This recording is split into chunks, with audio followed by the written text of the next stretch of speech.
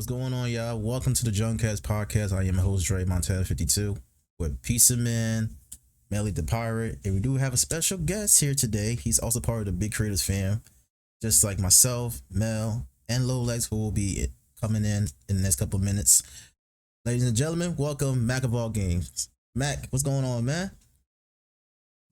Not much. I'm happy to be here. I'm excited, nervous, all at the same time, but always appreciative. A little tired. I got a lot of stuff to do today, and just living, man. Honestly, All right, that's cool though. That's cool though. So are you more nervous or are you more happy that you're here? I know you both though, but where are you leaning I, into? I was I would say happy because it's always good to talk to people. I feel like and just pick people's brains, and of course, I'm getting asked the questions, but whether I'm the person receiving or the one person giving, I think it's learning about another person is cool. It's interesting. That truly is. So let's get started. So where did the name Mac of all games come from? There's a story behind it. Uh, Not really. Not a big story, not like a long story. I think.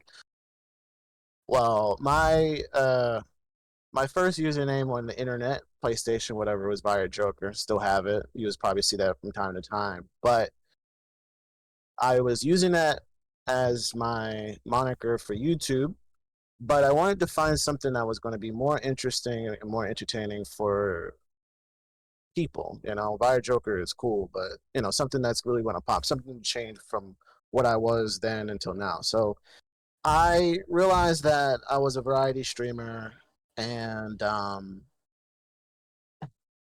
there's a saying, and I'm probably going to mess this up. It's called, and everybody's heard it. At least the first part is the jack of all trades, Mm-hmm. and it's jack of all trades, master of none. I think it's the end part is something that uh at least being able to something.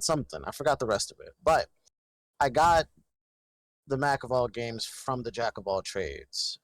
It's pretty much the same thing. I play a lot of games. I'm always interested in a lot of games, and I really just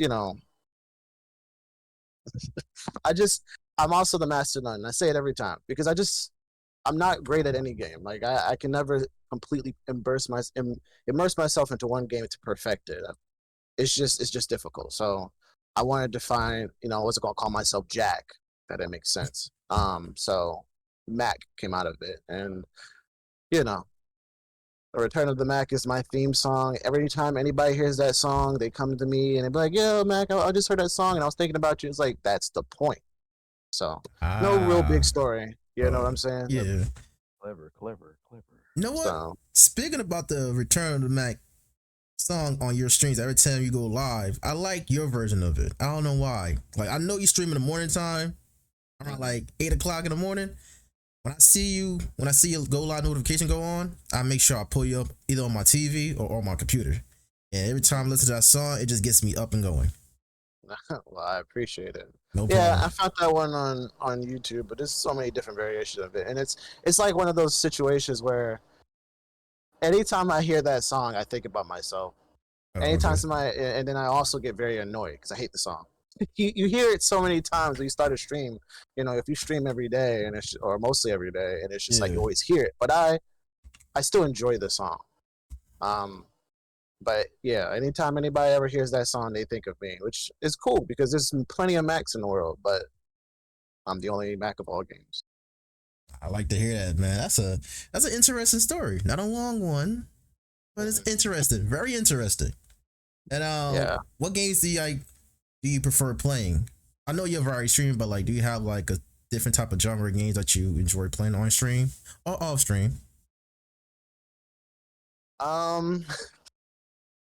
That's a difficult question. Just because I do play a lot of games, um, I I play RPGs, Mm. ERPGs, first person. Sports games would probably be the least amount of games that I play. So, but I still play them. I've played last game I played recently was 2K24.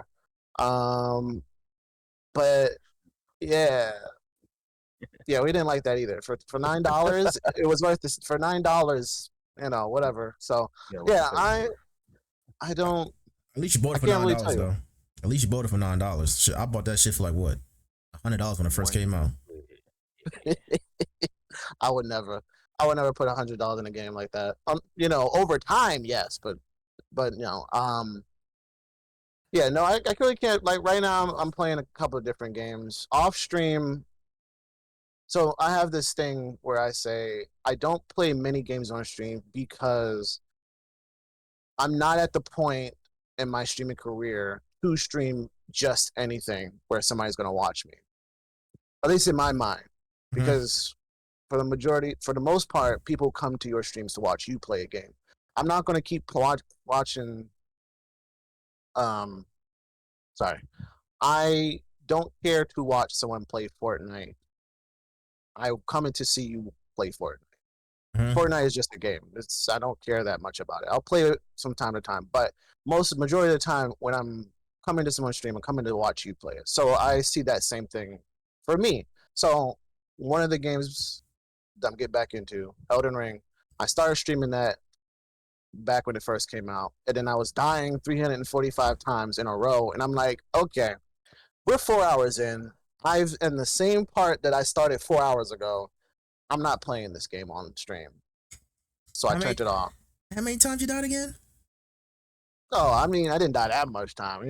Black people exaggerate, but I died enough times for that first couple of hours to just say I'm not going to be playing that game. And yeah, and then I beat it. I played it off stream. I did much better, and then when I got to the final boss, then I streamed it, and that was it. So I prefer when I'm not streaming. I prefer RPGs because they're a little bit slower, and I don't have to read it to people because I think that's boring.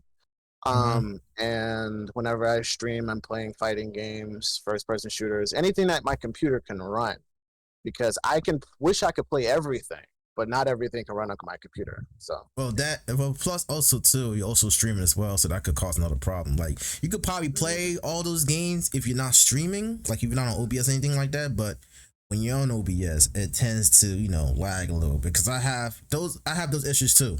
Like I can play, like my PC can handle most games. It's just that when it comes to most of those games, while you running your PC playing like games on OBS or on Twitch or whatever, it tends to slow down. So I get what you're saying. Yeah, it's annoying. It's annoying as hell. So one day I'll get an upgrade and I'll be able to stream all the games I can want. And these PC upgrades is hell of expensive, man. They're expensive. I still want a console, but we'll see what happens with that too. Oh, you don't got a console yet? Not anything new. My dusty PS4 here has been sitting here for a minute, and my Xbox, my family broke it. That's sitting in my closet, so I never upgraded or whatever. But I would like to, just never did. Not your family breaking the Xbox. Damn, that's wild. Was it like Xbox One or? Yes, children. It's not. I mean, I don't know what they did to it. One day I was like, "Oh, I'm playing my PS4. You guys can have the Xbox for the weekend."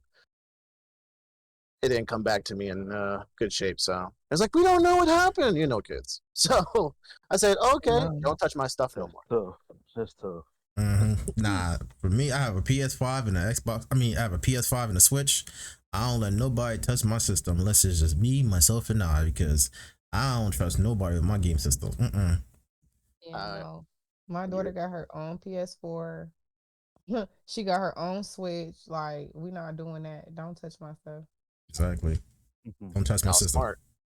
Yeah, because man, nowadays these kids don't know how to take care of their electronics nowadays.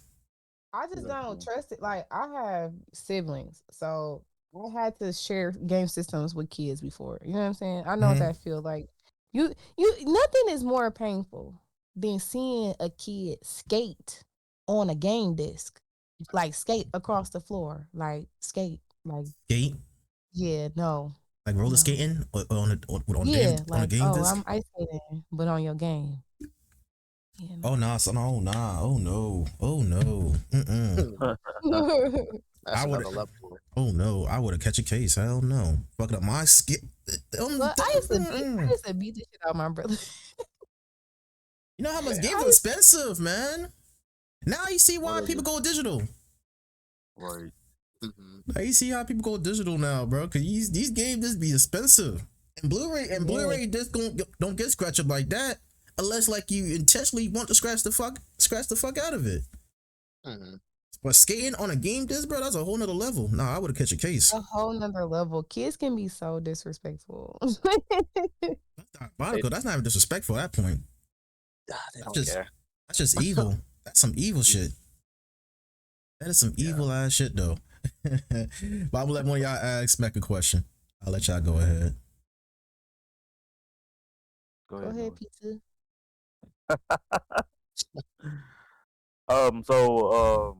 Mac, so what are like your goals this year as a content creator or like plans? My goal as a content creator. Well, I try to work for achievable goals throughout the year. That way I don't bum myself out, because being a millionaire isn't really like something I would like to sit there and be like, yeah, I'm gonna accomplish that this year. I mean, I'm not trying to put myself down, but still, it's not one of the things I see myself doing. So I would like to say that my short form goals is to get back into creating doing skits and stuff that I used to do, and releasing more of my clips on all my socials. Doing more content creating stuff, so more stuff that's just showing my face rather than my gameplay, and getting more followers, and building my community up, because without getting ahead of myself, one of the biggest problems that happen in streaming, in my opinion, is that we are sustained by other streamers and not by actual viewers. So we can tend to complain that, hey, I have 800,000 followers, but no one comes to my stream. Probably about 80-90% of those people are also streamers trying to make it too. So I want to build my community through actual people who are not also content creators, but everybody wants to be a content creator, so it's kind of hard.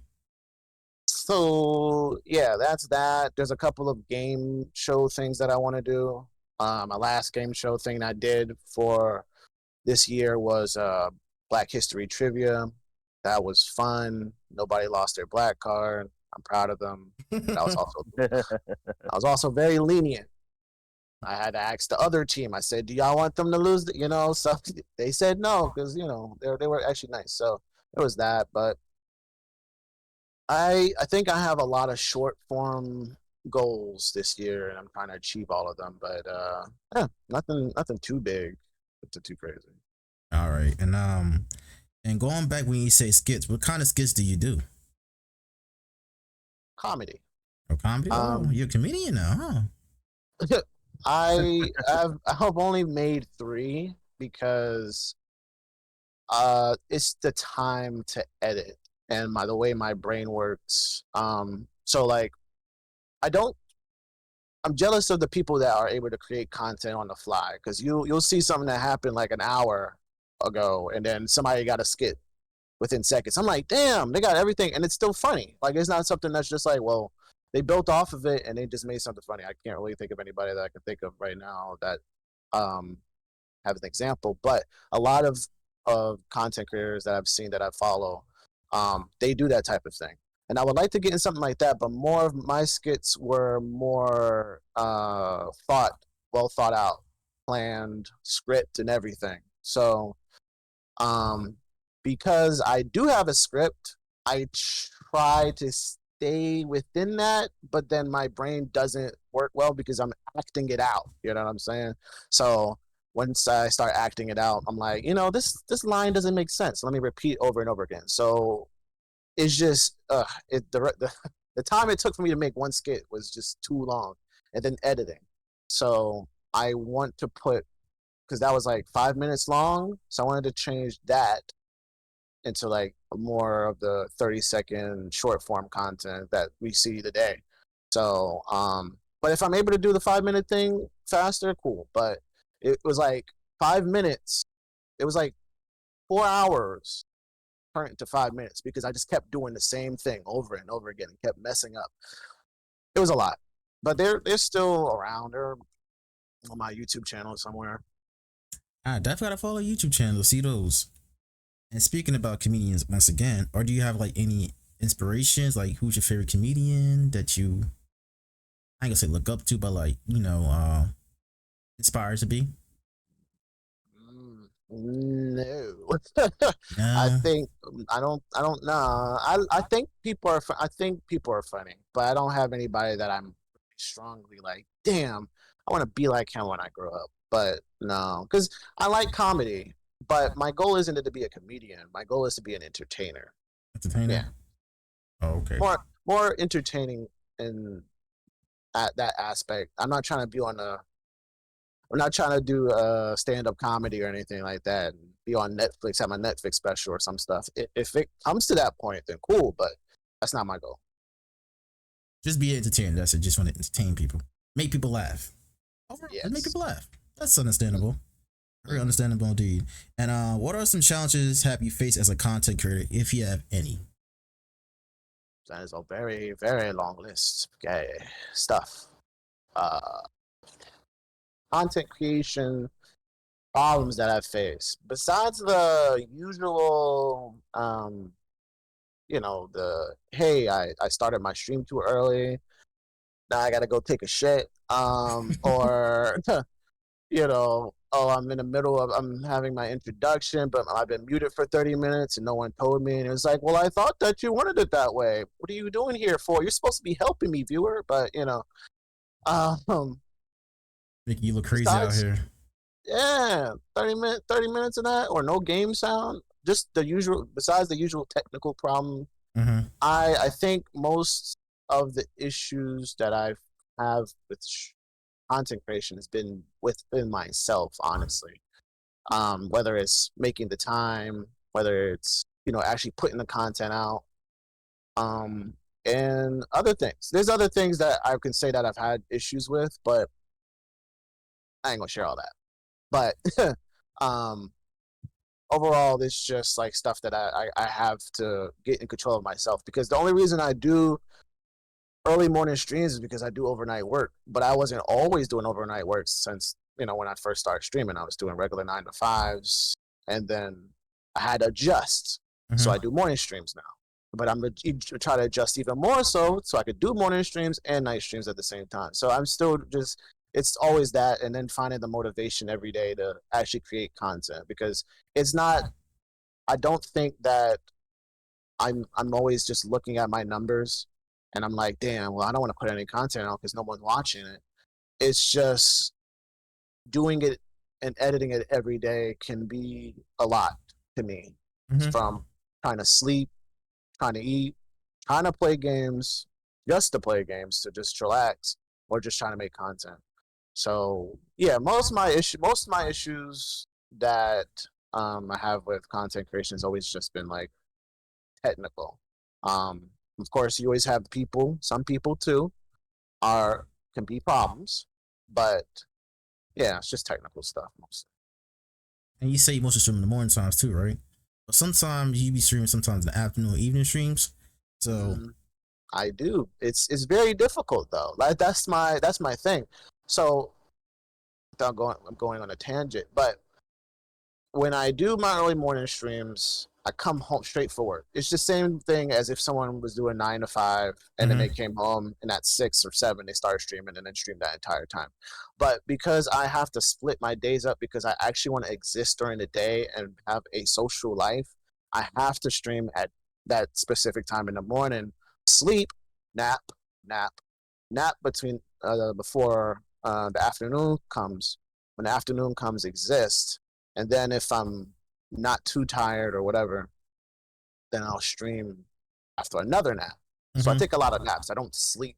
And unlike, I never really got 8 hours of sleep anyways. Every time I got 8 hours of sleep, it was the same amount of feeling the way I felt when I had 5 hours of sleep. So I was just like, well, whatever. So yeah. So I'm trying to get back into doing night streams because not everybody's up during the morning streams. But I appreciate those who do come to the morning streams. That's always grateful, and I appreciate it. Yeah, and the thing that I don't, and this is my little secret, you know, because I be using Mix It Up, I be seeing who be in my channel, so I do appreciate you for stopping by and hanging out when you can. So I see everybody that comes in. I just don't be like, hey, I see you in that corner over there. What you over here hiding for? Come say something. No, that's just I don't do that. So I do appreciate the lurkers, and I always say that, because that's still important. Because I'm a big lurker myself, and again, when you following hundreds of people, it's hard to have hundreds of tabs open and trying to communicate. But I'm trying to get better at that with people. So you know. Yeah, same here. Definitely same here with tabbing up people as well while I'm streaming, or if I'm taking a nap, I'll probably pull somebody from my TV, or if my computer's up at that time, you know, keep people tabbed up and stuff like that. But just like I used to work the overnight shift, and I hated it. I hated working overnight shift because I get home, I'm tired as hell, and you know, I'll go to sleep first, wake up, you know, take a shower, whatever, and I stream during the afternoon time because that's where like most people are more active in the afternoon. But now, like, I switched to an afternoon shift. It's worse than an overnight shift. Because I really don't have a social life like that. Cause on weekdays I stream during the week, I stream during the morning time, and then from 4 to midnight I'm working. And by the time I get off of work, basically everything's fucking closed at this point. I can't hang out with nobody no more. So it's like I hate working afternoon shifts, but I just gotta work. I just gotta do what I gotta do as a streamer. Yeah. That's Gotta why I make your can't money. stream every day. Like on top of like being a mom, that's time I can't get back. Like I need to be able to have a life.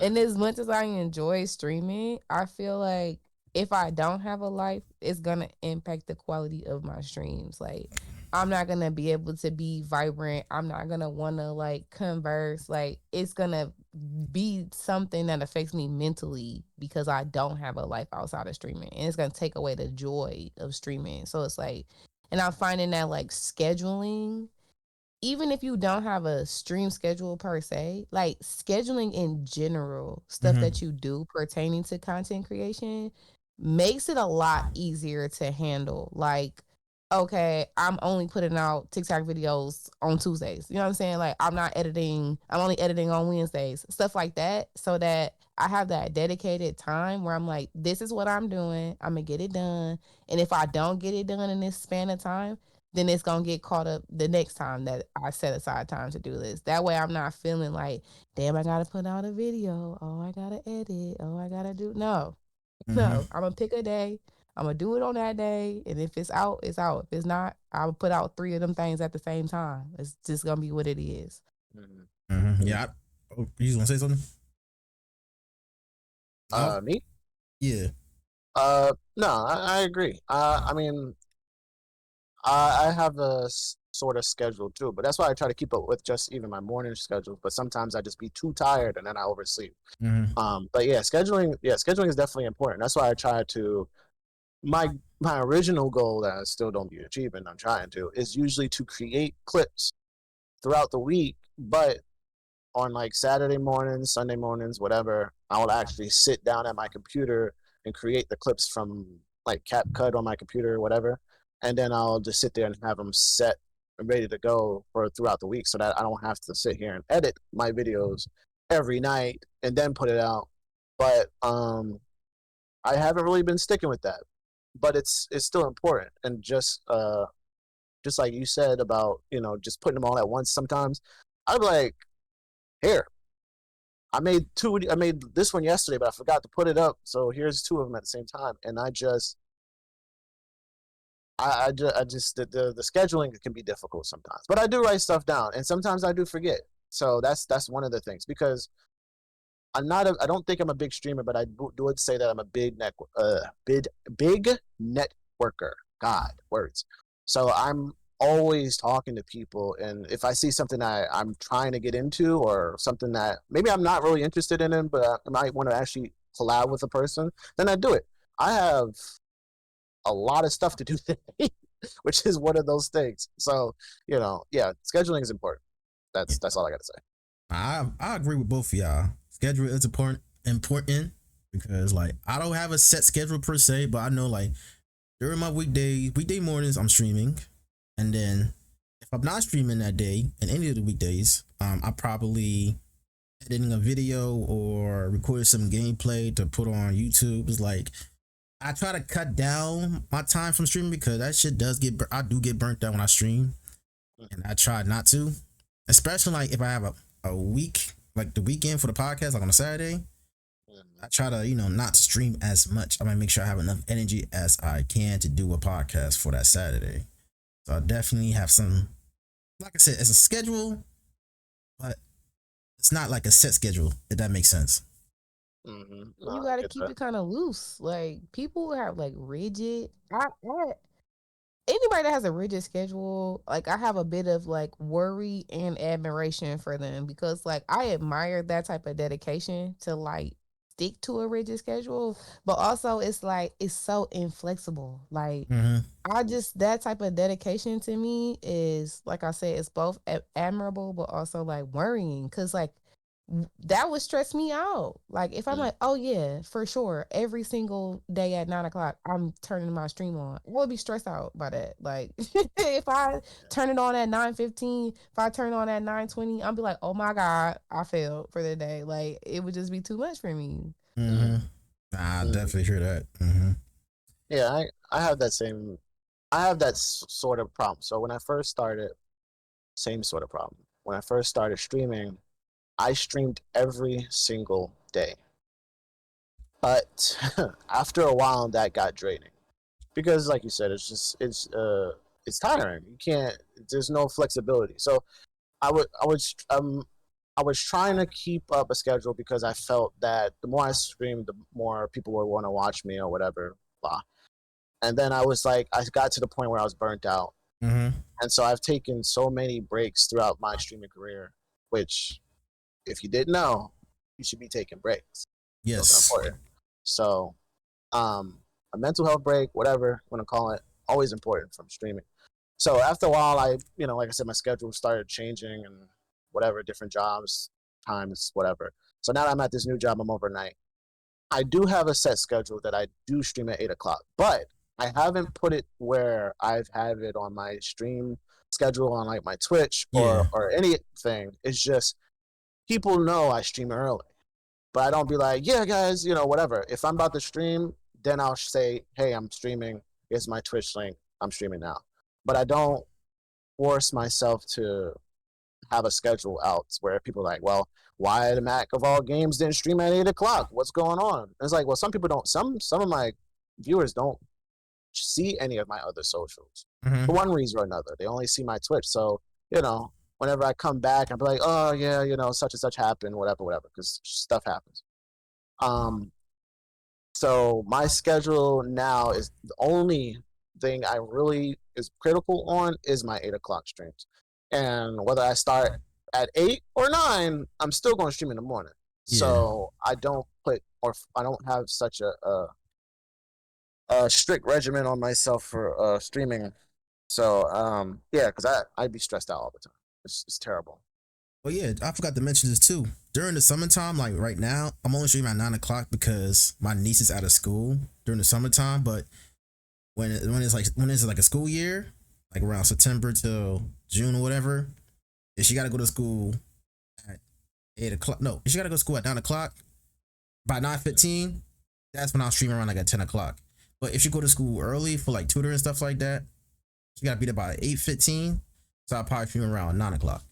So it varies whenever my niece has school on a regular time or she got to go to school for a tutoring session. But for right now, it's at 9 o'clock in the mornings. And I always tell people, just look out for the go live notifications. That's all I say. Because it's not a set day while I stream on that certain time, because I might stream at Monday, Tuesday, Wednesday, Thursday, Friday at 9 o'clock, but out of those 5 days, I might stream at least twice to 3 times a week. You know what I'm saying? That's like when I tell people, oh, I'm gonna be on that. It's like a running joke.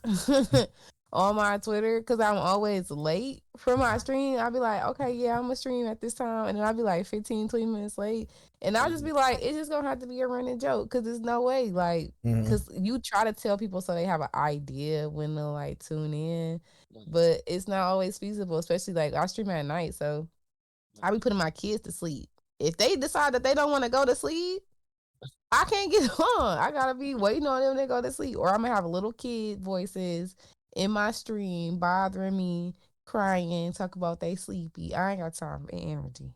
That's why. So maybe I'm just like, I feel like I don't want to take it.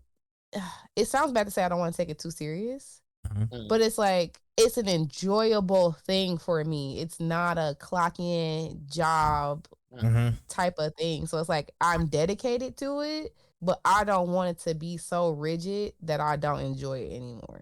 Yeah, and I don't like telling people when I'm going live on social media. You know what I'm saying? I don't want to give people false hope because there's some people out here that be looking forward to your stream at that certain time, and then when you don't stream at that certain time on a certain day, they get a little upset. I'm like, I'm sorry. Things happens for a reason, you know. It be certain days I just don't want to. Certain days I just don't want to stream. I'm tired as hell. That's why I put that out same day, the time, same day. People who put out that schedule and be like, this time, this day, I'd be like, oh, can't do that. Yeah, I can't do that. Like one thing I know I could do is, you know, when I'm doing the podcast this Saturday at 3 or 4 o'clock p.m. Eastern Standard Time. That's why I know it's going to be set. That's the only thing that's going to be like set in stone. Anything else is like just look up for notifications. That's it. I feel that. Yeah. All right, so Mac, how do you feel about what is your take on the gaming industry these days? I don't really think about it that much. Like, I think it depends on what parts we're looking at. We're talking about prices, terrible. $70 per game. $70 for a game? Nah, that's a lot. That's a lot of money. We were at $60 some couple of years back. They went straight to $70. I'm like, you still giving me an early access game for $70? That's not you know. And you know the quality of game, because the same situation, the early access part, like 7 Days to Die. Yeah, that's what it's called. 7 Days to Die, which is like a survival, open world, Minecrafty type game. 11 years in early access, just released out of early access like a week or two ago. Wait, 11 years. Hold on, stop right there. Hold on. I know the game you talk about, 7 Days to Die, right? You tell me that game been early access for 11 fucking years and it's now coming out with a full version? It's now out with a full version? Yes, it is. What? That's a long time. What? And that's insane. Yeah. Nah. Games are like that. Games are like that these days. Or I wouldn't say these days because it's, again, 11 years. But most games that are basically on PC, why they don't release on console, is because they are in early access. You always see it. This game's in early access. And they don't release for a minute, you know? And it sucks because you go through so many problems and whatever, and everything starts changing. And that's cool. But you should have an idea of where you want your game to be when you release it to the public, in any capacity, because you got betas. That's not the same. You know, early access is now you're able to access this game early, and you can play whatever you want. But we're going to be working on this for 11 years, and then when we get to that point, then we'll start releasing on consoles. But at the same time, it's like. That's like if GTA 5, whenever the hell that was released, I can't remember no more. 2013. If GTA 5, 2013. If GTA 6 was released in like 2018 in early access, only on PC, everybody was playing it, and they just kept changing things, and nobody on console could play it. Only people who could play it was on PC. And then 2024 is like, oh, you can play it now. But I feel like do what the regular gaming developer companies are doing now. Just say, hey, we got a game coming for you. You got to wait for it because at least it's fully fleshed out most of the time. Most But of then the you most of have, the time. most of the time, and then you have the whole situation where, sorry, our service crashed. We didn't know all these people were going to come in here, or whatever the real problem is, but we'll fix it tomorrow. So it's like every developer now is using the same engine, so there shouldn't be that much of an issue. Especially most of them are using Unreal Engine 5, I think. Yeah, 5. So why are we having so many issues? Why are we still in early access? And there's games that'll never get out of early access from what I know. Don't know. I don't remember any of the game names right now, but a lot of developers was really they were planning a whole bunch of stuff and they just disappeared. There's a couple of games like that. I don't know the names right now, but everybody was playing it, and then it was like, okay, we got this, and that. And every time I look at the game in my Steam library, it'll be like, yeah, so last updated in 2022. I'm like, damn, what happened? And the developers just disappeared. So it's just like you just gotta release a full game in that aspect. Besides that, I think games now are they're all falling into some type of, what's the word, genre. Like everything wants to be Destiny, Minecraft, Fortnite, Roblox, Overwatch stuff. Like it wants to be. There's not a lot of, in my opinion, single player games, or co-op games with 4-player, Locally, not 3, or even local co-op. Yeah. That's I'm something too. missing couch co-op so bad. Like it feels unreal. Like not having that. Like what is that about? Yeah, because Nobody plays games anymore. We're so connected and disconnected at the same time. It's crazy. Like, and all the 4-player online games are like Destiny type games. So I'm finding myself like, that's why I'm playing First Descendant. Like, how I'm gonna play with my friends, or what I'm gonna play. Like, gotta play something like that. Destiny, First Descendant.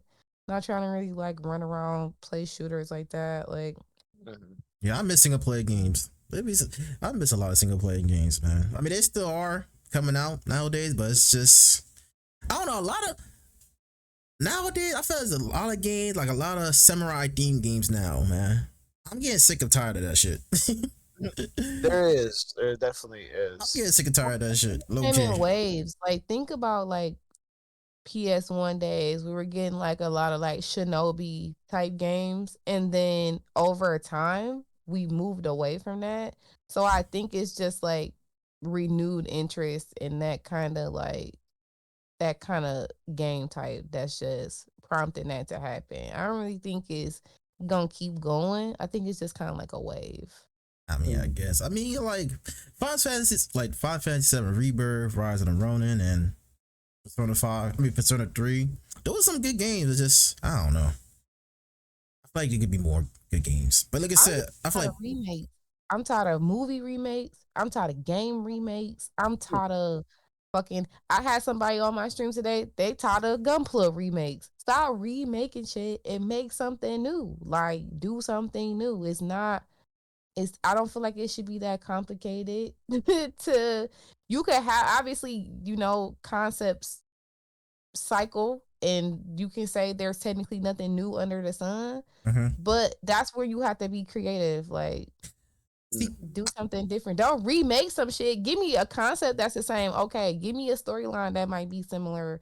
Give me some type of trope or some type of genre that's similar. But to literally just remake the game and be like, here you go. Like, no, I don't want that. I mean, for me personally, I don't mind the remake because I have not ever played the original games. I have never played the original games. I don't mind the remakes as long as it's done right. As long as they keep the story, the gameplay. I mean, the gameplay gonna change a little bit because it's the remake. But as long as they keep the core story just like how it is the original, fine. I don't mind gameplays. Remakes for game, but give me the game again. Yeah, but for remake of movies, Go ahead. They're only doing it because they know people gonna buy it. Exactly. That's just like these remakes in the movies. Like Twister about to come out. They only you know how many people have not seen the original Twister? They about to remake it and it's come out next week. People are gonna go see that. And the Crow. Same concept. And the Crow, yeah, like all these movies, they just about to or every movie's gonna have a sequel. Nah, you know what? That's what everybody wants. You know what really irks my fucking soul when it comes to these remakes? When it comes to these cartoons, they remaking all these fucking cartoons. They should just stop. Like they about to remake the Backyardigans. I used to watch it when I was a little kid. They about to remake it. A whole new design and everything like that. I'm like, bro, this should look crazy. You just showed the Backyardigans. There's no need to remake it. Put the same fucking show on the air. You literally could just play it. You don't have to remake it for what? I don't know. But the person that made the Backyardigans, she just passed away, so they probably was waiting on her just to kick the bucket. Honestly, that's probably I feel like that's the only reason they just waited on her to either give the rights up or die, which she died. And it's like, oh, it's free game now. I hate to say it like that, but nah, it's just how you said it though. It's just how you said it. That's how they thinking. Horrible. I think, and y'all said a lot, and I was trying to keep up with it, but my brain does not work like that. But in terms of remakes, I get it. There's one aspect that is for money, and then there's also nostalgia factor. So when you're talking about the money, you're going back to what you guys are talking about for like Twister, for instance. Some people haven't seen something from the 90s. I had made I forgot the name of the show that we was talking about. I forgot the name of the show. But with what happened in the 90s, that was a long time ago, you know, for at least for me. So people 30 years ago. Yeah, about 30 years ago. So people were not, some people these days were not born yet. So a lot of shows that came on around that time do not exist to them. Nobody, it's like, what's Cow and Chicken? You know, that's a cartoon. You know what I'm saying? So it's like, you've never heard of that? It's like, well, I'm only, you know, corny, you know, whatever this stuff is. And then you have the well, that's the nostalgia factor, sorry. And then you have the money factor, where like stuff for like video games, like Last of Us. There shouldn't be another Last of Us part 2. You know, why are we making it for new gen consoles again? So that I never played that game. I hate that game. What, Last of Us? 2. I don't like 2. You can't kill Abby. Like, there was no I don't want to go through a whole story and not achieve my goal. Like, that's dumb. Like, I mean, that's my personal opinion. And everybody loves that game. And I just sit there and I'm like, but I couldn't kill Abby, so I don't want to play it. You can't kill one of my The Last of Us. It didn't appeal to me. I agree with you. Mac, don't get me wrong, I love the game. I love part 2. I just hate the ending of it. Like, you telling me that I went through all this shit and I could have killed Abby after what she did to Joe? Spoiler alert, y'all. What she did to Joe? And you know, we went through halfway across the country just to kill this woman, and then you end up not killing her. You lost 2 of your fucking fingers. Bad as hell. And then you lost everything. Abby lost everything. That's what I hate. And I don't like, I think what you were saying, Melly, about God, you were saying something and now my brain just said, what was it? Reusing this the same game, the concepts and finding new concepts of the same concept and trying to change it up. The problem with that, in my opinion, is that some people are so used to a specific trope, or whatever trope of video games, or whatever concepts of video games, that there are people who are just used to that and they want to keep doing those types of games. That's why we keep buying Call of Duty every year, most of us, not me, or any sports games, because, you know, 2020 2K20 was not as sweaty as 2K24, you know. So they're all, you know, you could, and then, you know, you got stuff like Overwatch. Why do we need an Overwatch 2? Overwatch 1 was the same game, but then they're just like, oh well, we're gonna make a different game, but it's still the same. and just people just don't want change. Some people, not everybody, like us, we want change, but some people don't want change. Some people are okay with like how many Phasmophobia clones are out there, and I've played most of them. But that concept of ghost hunting and whatever is so fun to people. I've seen people put hundreds of hours in Phasmophobia. I'm like, but you're standing around for 2 hours trying to figure out what the hell the ghost is, and it don't do nothing for the first 2 hours, and you just sitting there going, me. It's like, well, did the EMF reader go 5 or was it at 4 the entire time? So you just it's I can play with people, but I can't play it by myself. Like it's just too boring. Yeah. And that's for just instance, I play Harvest Moon Story of Seasons. It's a okay. farming sim. I'm gonna do the same fucking farming, right? But it's usually something different, even if it's like a minute difference or a big difference. It's like I get there are things that I'm gonna hold on to. There are things that I need. There are things that I want. There are things that I need to see again. But Yeah. still give me something different that make it worth it. Like Mhm. I don't play 2K, but I usually end up buying it. Like I was married, I would buy it for my husband, or like if I was dating, I would buy it for somebody. So I would end up watching them play it. As somebody that's just walking into the room seeing you, it don't look no different. It looks the fucking same. What's different? This bush actually looks worse now. Why does this bush look worse than it did the one that I bought the 2 times before? Why does it look worse? Like that type of stuff. I can't handle that. Like that bothers me. At least give me something extra, something different, something fresh. If you're gonna keep doing it, but there's no demand. People just take it. They just like, you know what? I'm gonna just buy it. I ain't gonna complain. I'm not gonna write a letter. I'm not gonna tweet about it. I'm not gonna make a video about how much I hate it. Like people just sit down and take it, and they be like, okay, that's like okay, Call of Duty. Like now you got omnidirectional movement coming out. You got some other shit that you never seen before in Call of Duty because people tired of the same shit. They're hearing people say, "I'm tired of the same shit. Give me something different." If nobody says it though, they're gonna be like, well, we making money and you still gonna buy it, so here you go, some bullshit again. Just like I can't tell you, it's gonna take a lot of 2K players to be like, hey, bro, shit is ass. And if they don't do that, you're gonna get the same game again. Yeah. I'm not buying that shit. Yeah, me either. Nah. I'm not. I'd only bought 2K just to play with friends. Like that's the only reason I've ever played it. The first one that I played was I think 2021.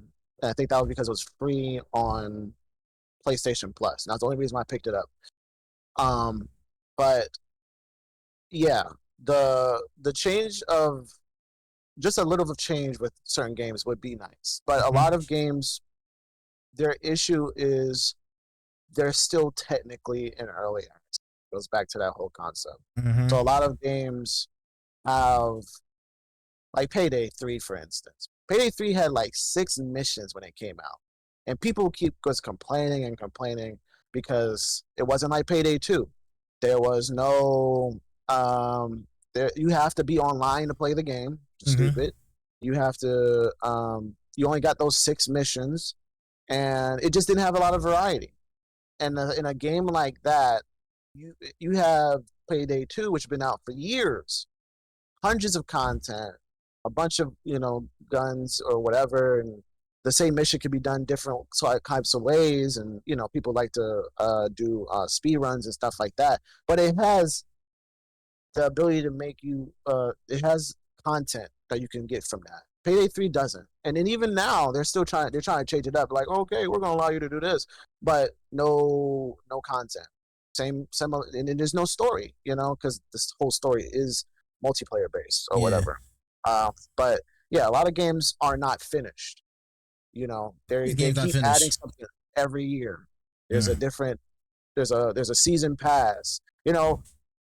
Fortnite, as much as I don't like that game, has created a thing where they can release different types of stuff every year at a certain time or whatever, and people eat it up because it's always the same game but slightly different in just a little bit. I think this year, right now, it's they put an emphasis on their cars, and then you're able to respawn or something like that, but without having like somebody to take you to one of their respawn vehicles, whatever the heck it's called. But they keep changing it up, and kids eating that up. Kids are eating that up, and they are spending money on it. Just like 2K, spending money on VC. They're spending money on VC to get to that 99. That is a lot of money. And if you don't like your character, you cannot get rid of that character to refund your VC so you can do it over again. You got to spend more money to make another character. And people I know have spent thousands of dollars on one 2K. Okay, just one person, $1,000 for one 2K, and they are going to do it again for the next year and the next year. And those people are giving these people that money. I started 2K24 with no VC, and I was like, I'm a 60? I'm getting dog washed. I'm like, bro, I need VC today. I'm not about to play this game for the next year or two. And speaking about, unfortunately, I was at, and unfortunately, like the level being a level 60, like, bro, that shit's trash. And by the time you hit, like, the game comes out in September, by the time you hit December, you're just like at a level 68. I'm like, bro, how is this shit even possible? And even like, if you done spent, go ahead. And even if you get the pre-order, you get the extra VCs and stuff like that, the max, I think you spend like, even if, because the max is like 85, and then you gotta play NBA games and this, that, and third to get more get your attributes, some stuff like that. Even at 85, even with all the VC credits, even with all the VCs you get, I think you get like what, 100K, like you buy the Ultimate Edition or Deluxe Edition, whatever, plus whatever comes with it as a standard. That's still not enough. That's still and you still barely playing basketball. Exactly. Like, bro, I'm 85 years old and I only played 2 damn games. Exactly. And it's December. Bro, like, I don't fuck about these damn record deal. I think like the estimate, like I think somebody told me that if you want to get to 85 real quick, you have to you gotta spend at least 200 to 250,000 VC. Just to get to 85 overall. Yeah. And that's gonna cost you roughly about $200. And you can't do that just playing. Like, you can. It's gonna take a little longer. Yeah, that's the problem. By the time you hit level 99, the damn other game gonna come out. 3 games have came out by then, and you're working on one character, and that character don't fit with your ability. You're like, God dang, I can't reset this, so I gotta start a new one, and that's where the money comes. That's why they are able to afford to keep stuffing it down people's throats, because people eat it up consistently. And I don't know if y'all heard about the new season of Apex that's supposed to come out with the new battle pass thing. How they modified the new battle pass, right? So instead of using the in-game currency, the battle pass, they making you spend your real world money to buy the battle pass. And the crazy thing about the battle pass, the next battle pass for Apex, is that they split them into 2. So technically, if you buy there's 2. If you buy the premium one, it's $10 per split for the season. Or even get Premium Plus, which you get like more stuff added to it, it's $20 per split season. So basically, if you buy Premium, that's $20 for a whole Premium season, and then you get Premium Plus, $20 for each side, each split. It's $40 for the Premium Plus Battle Pass. I'm like, bruh, this shit is wild. But you can't. Yeah, so it's like you can't use in-game currency no more. You gotta really spend money, your own money, on the battle pass. Let me ask this question now. If you know the answer to that. Now, for Call of Duty, or any battle pass that I've actually put money toward, when you put money into the battle pass, if you finish the battle pass, you can get your money back. So let's for Call of Duty, Call of Duty points. If you put $10 into a Call of Duty battle pass, you get those points back if you reach the max level. Yeah. So for Apex, when you put money into it, are you not getting your money back, and you have to pay for it every time battle pass is released? Well, before this new season about to begin, no. But right now, yeah. So basically, like if you buy the battle pass now with your in-game currency and you max it out, you get your money back and you just use that in-game currency to buy the next battle pass. For this one coming up, you're not doing that. You gotta use you gotta use your own money. And then it's split up. Yeah, see. And that's the thing. Games keep changing the way that's not supposed to work, but the way they work for money.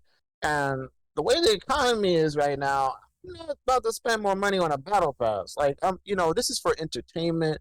I want to have fun with my games.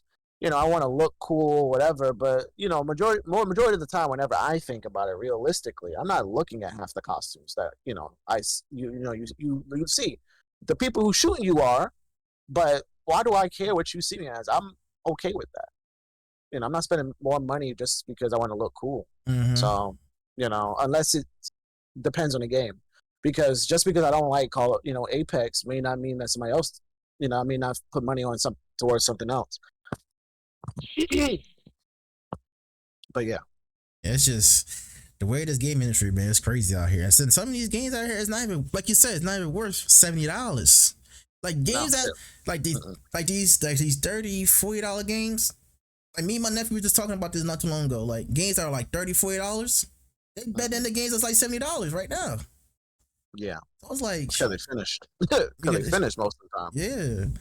And 70 games and them games that's like $70, again, they not finished because you still got DLCs, got these season passes, and then they're making you buy in-game currency if you want to using your real money. And it's like it's money hungry out here. These companies are money hungry, and it's like Apex is gonna be the worst.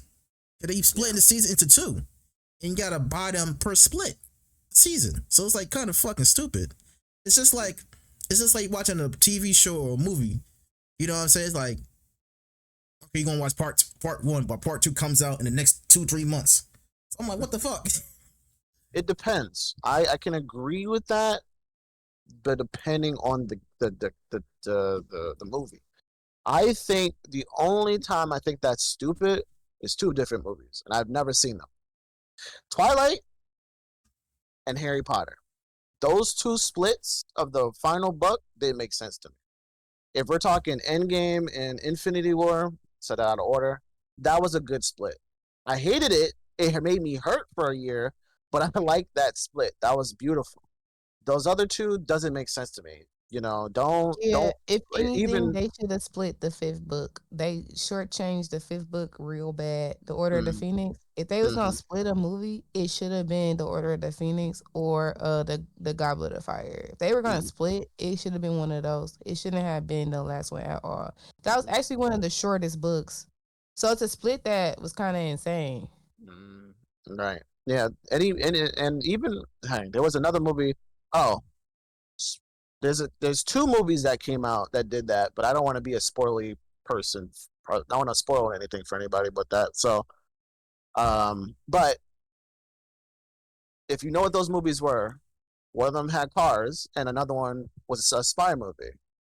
So those two movies, I didn't watch the spy one, split, and they have another movie coming out that finishes the story. I'm just like, we shouldn't do that when you could tell that whole story in that one movie. Shit, make it 3 hours long. You ain't gotta split it into 2 4-hour movies. Like nobody cares that much. So like I said, I'm not saying it's a bad thing. Just like certain things, like bro, why need to be split up? You know what I'm saying?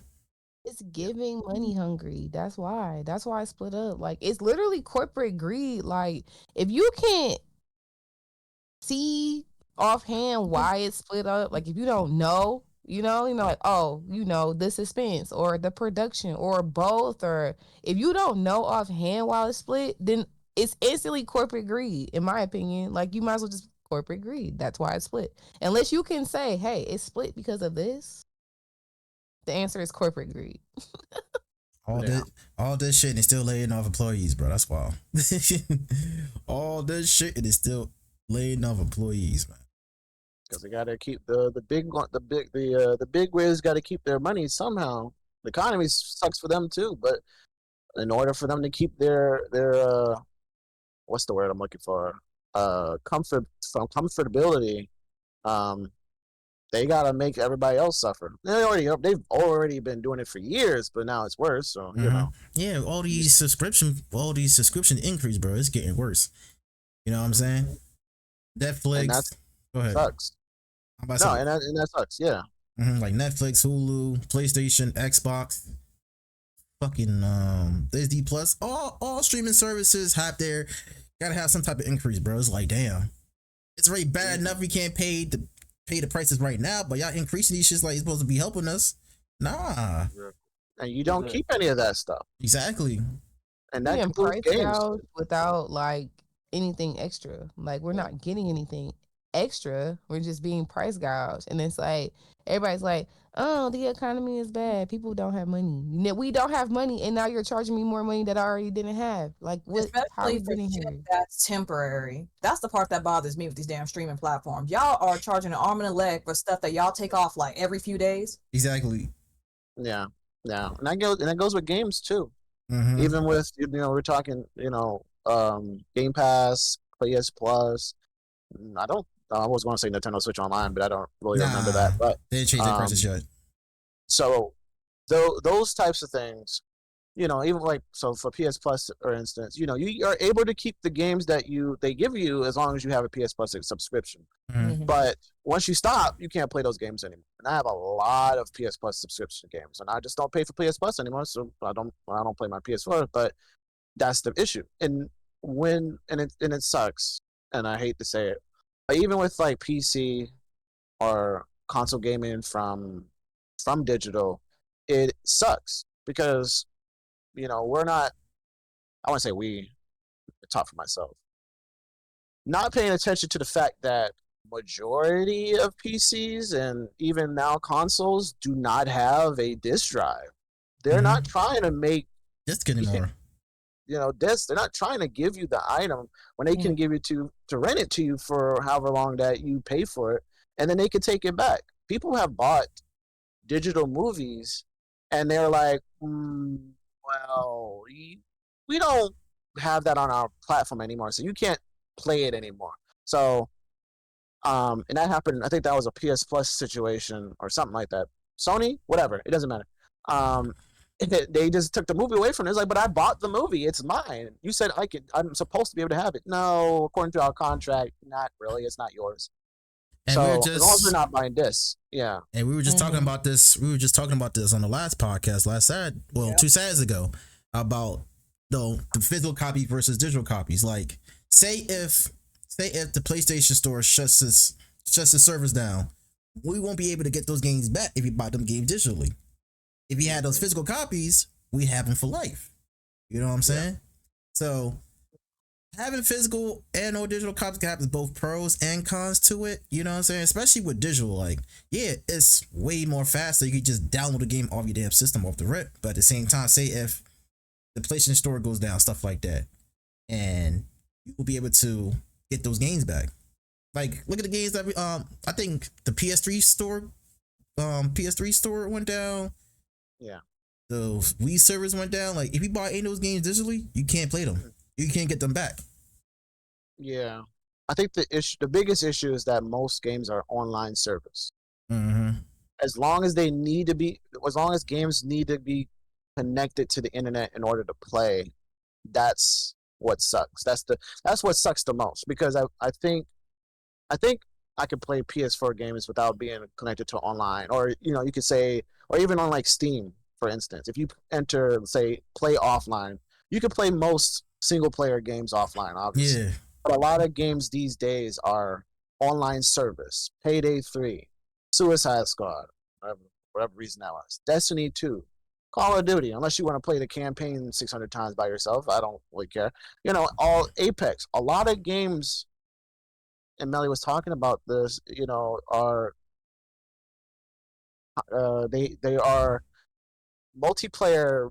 We're connected, via multiplayer, but we don't really have that local social co-op stuff because people are not social.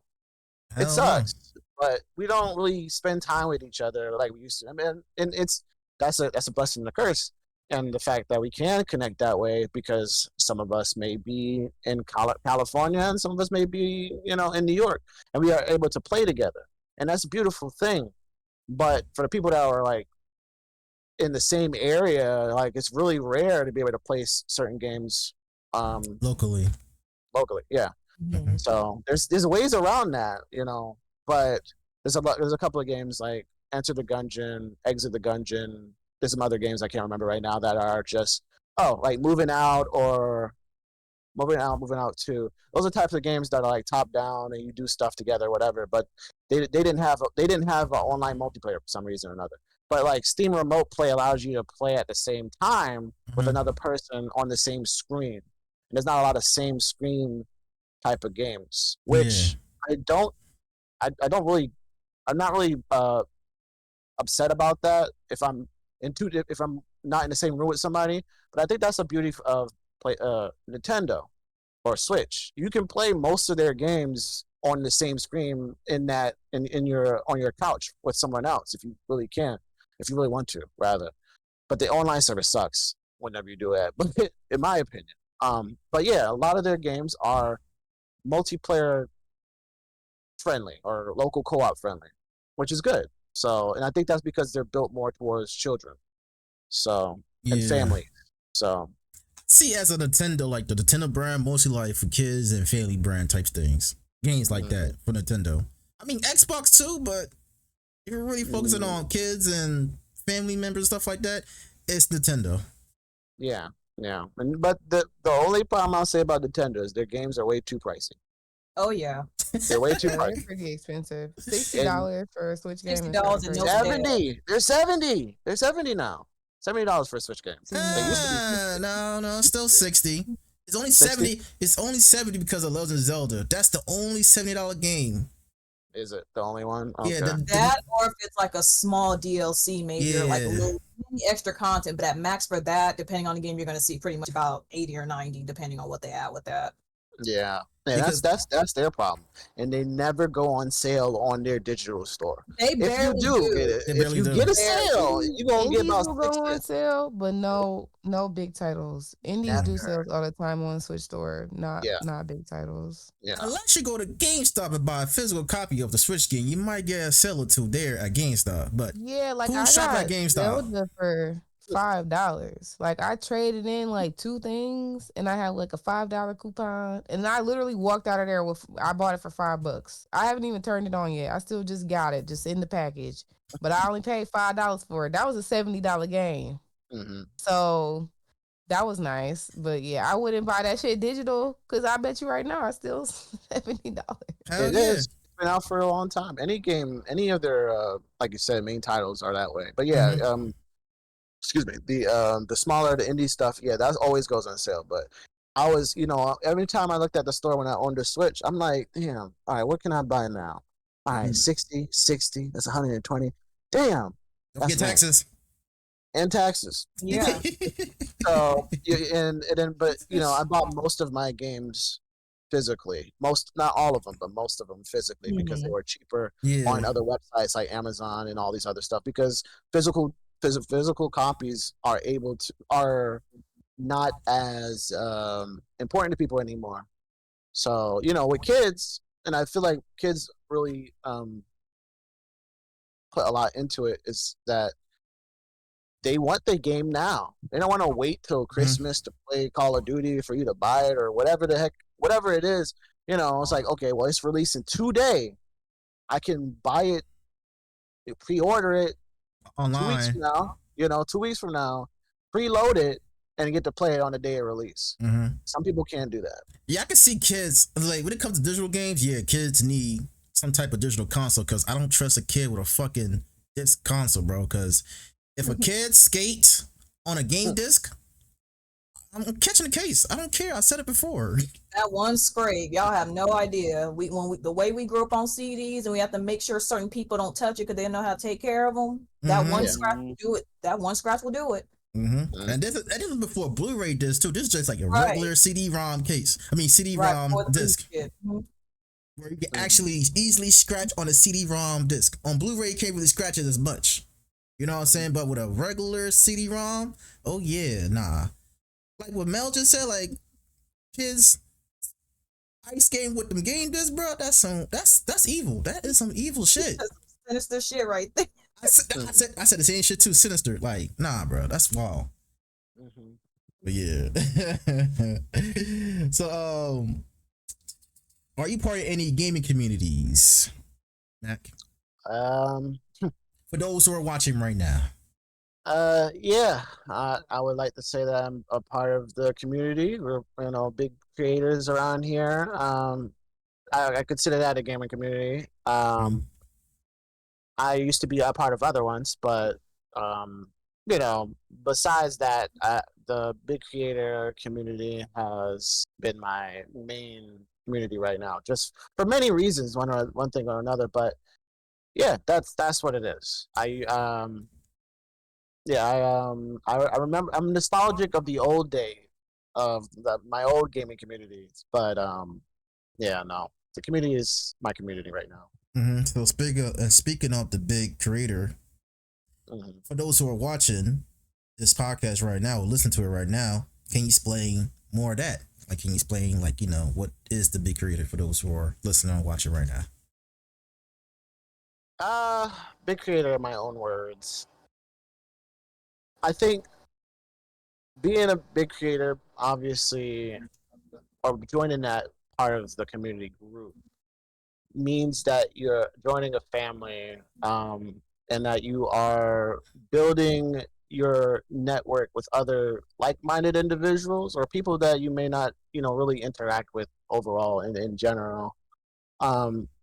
You're finding a space that empowers you. You're finding a space that supports you overall.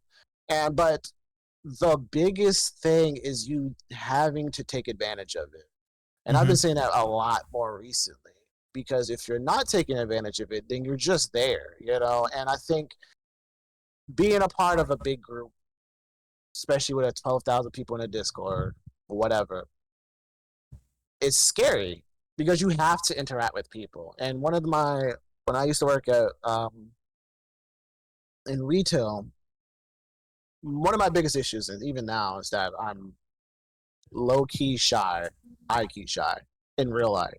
That I don't talk as much as I do when I'm streaming as I do when I'm in person with people, because I don't know people. Like, it's weird. It's like, okay, well, if I say this is gonna mess up things between us. Like, Yeah. hi, you don't really know how when that happens, and I tend to overthink a lot. That's one of my biggest issues. So when I started my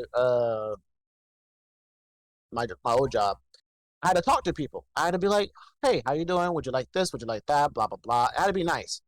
I wasn't nice. I fucking hated that job. Okay. I really did. Retail was not my thing. I had people. Well, so I worked in produce. So I worked with vegetables and stuff like that. And people were really legit crying because they couldn't get lettuce at some points in time. I was like, no, we don't have that right now. We're all out. It's sold out. You're sold out? What am I going to do for dinner tonight? Oh my God. My mother-in-law's like, I don't care. There's a lettuce on the street. Go get that. Like, and I was like, well, I'm sorry to hear that. Like, it was so annoying, and I just couldn't stand it. I had people. I was like, I helped out with this one customer. She was like, good boy. I was like, good boy. Was that racist? Or was she just being nice? But it was weird because she was white, so it was just weird. So I couldn't really judge it, and I didn't judge it until later on, because it just wasn't at the top of my brain. I was just like, yeah, thanks, no problem, whatever. So I had to talk to people.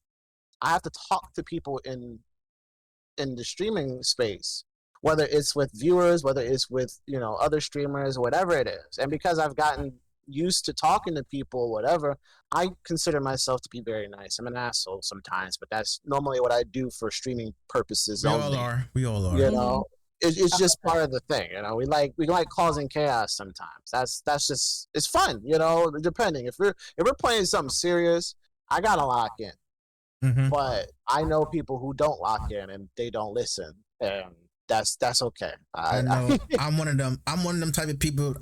There's certain games I take serious, and then when I'm playing online with other people who don't take the game serious as much as I do, I get angry, and I try not to cuss at people, but it's just I can't help myself. Especially doing some dumb shit. You know you're doing some dumb shit, and I'm gonna get really upset. And then I'm like, should I feel bad about this? I'm like, oh fuck, it is what it is. I said what I have to say. It's even worse when it's something you're so set on, especially if you've been stuck on a mission or whatever it is, and you have your right hand people that you're gonna play with, and then one of them has to do something stupid and think it's funny. It's like, I'm about to choke you in a minute if you keep playing with me. Real. Yeah, that's kind of what that's in short story. That's kind of what happened with me, or not me, but one of my friends that I have now, where we were playing a Destiny raid, and if anybody knows about Destiny raid, those aren't something to be for them to be fucking around with. So one of my buddies, we I don't remember what raid it was, but we had to communicate and jumping on the platforms or something, and not everybody a whole bunch of people couldn't be on the platform at once, so we had to time it and stuff like that, whatever. So my one buddy, he just kept fucking it up. He would not. He was just like, hey, yo, go to the left. He'll go to the right. Go to the right. He'll go to the left. Okay, jump.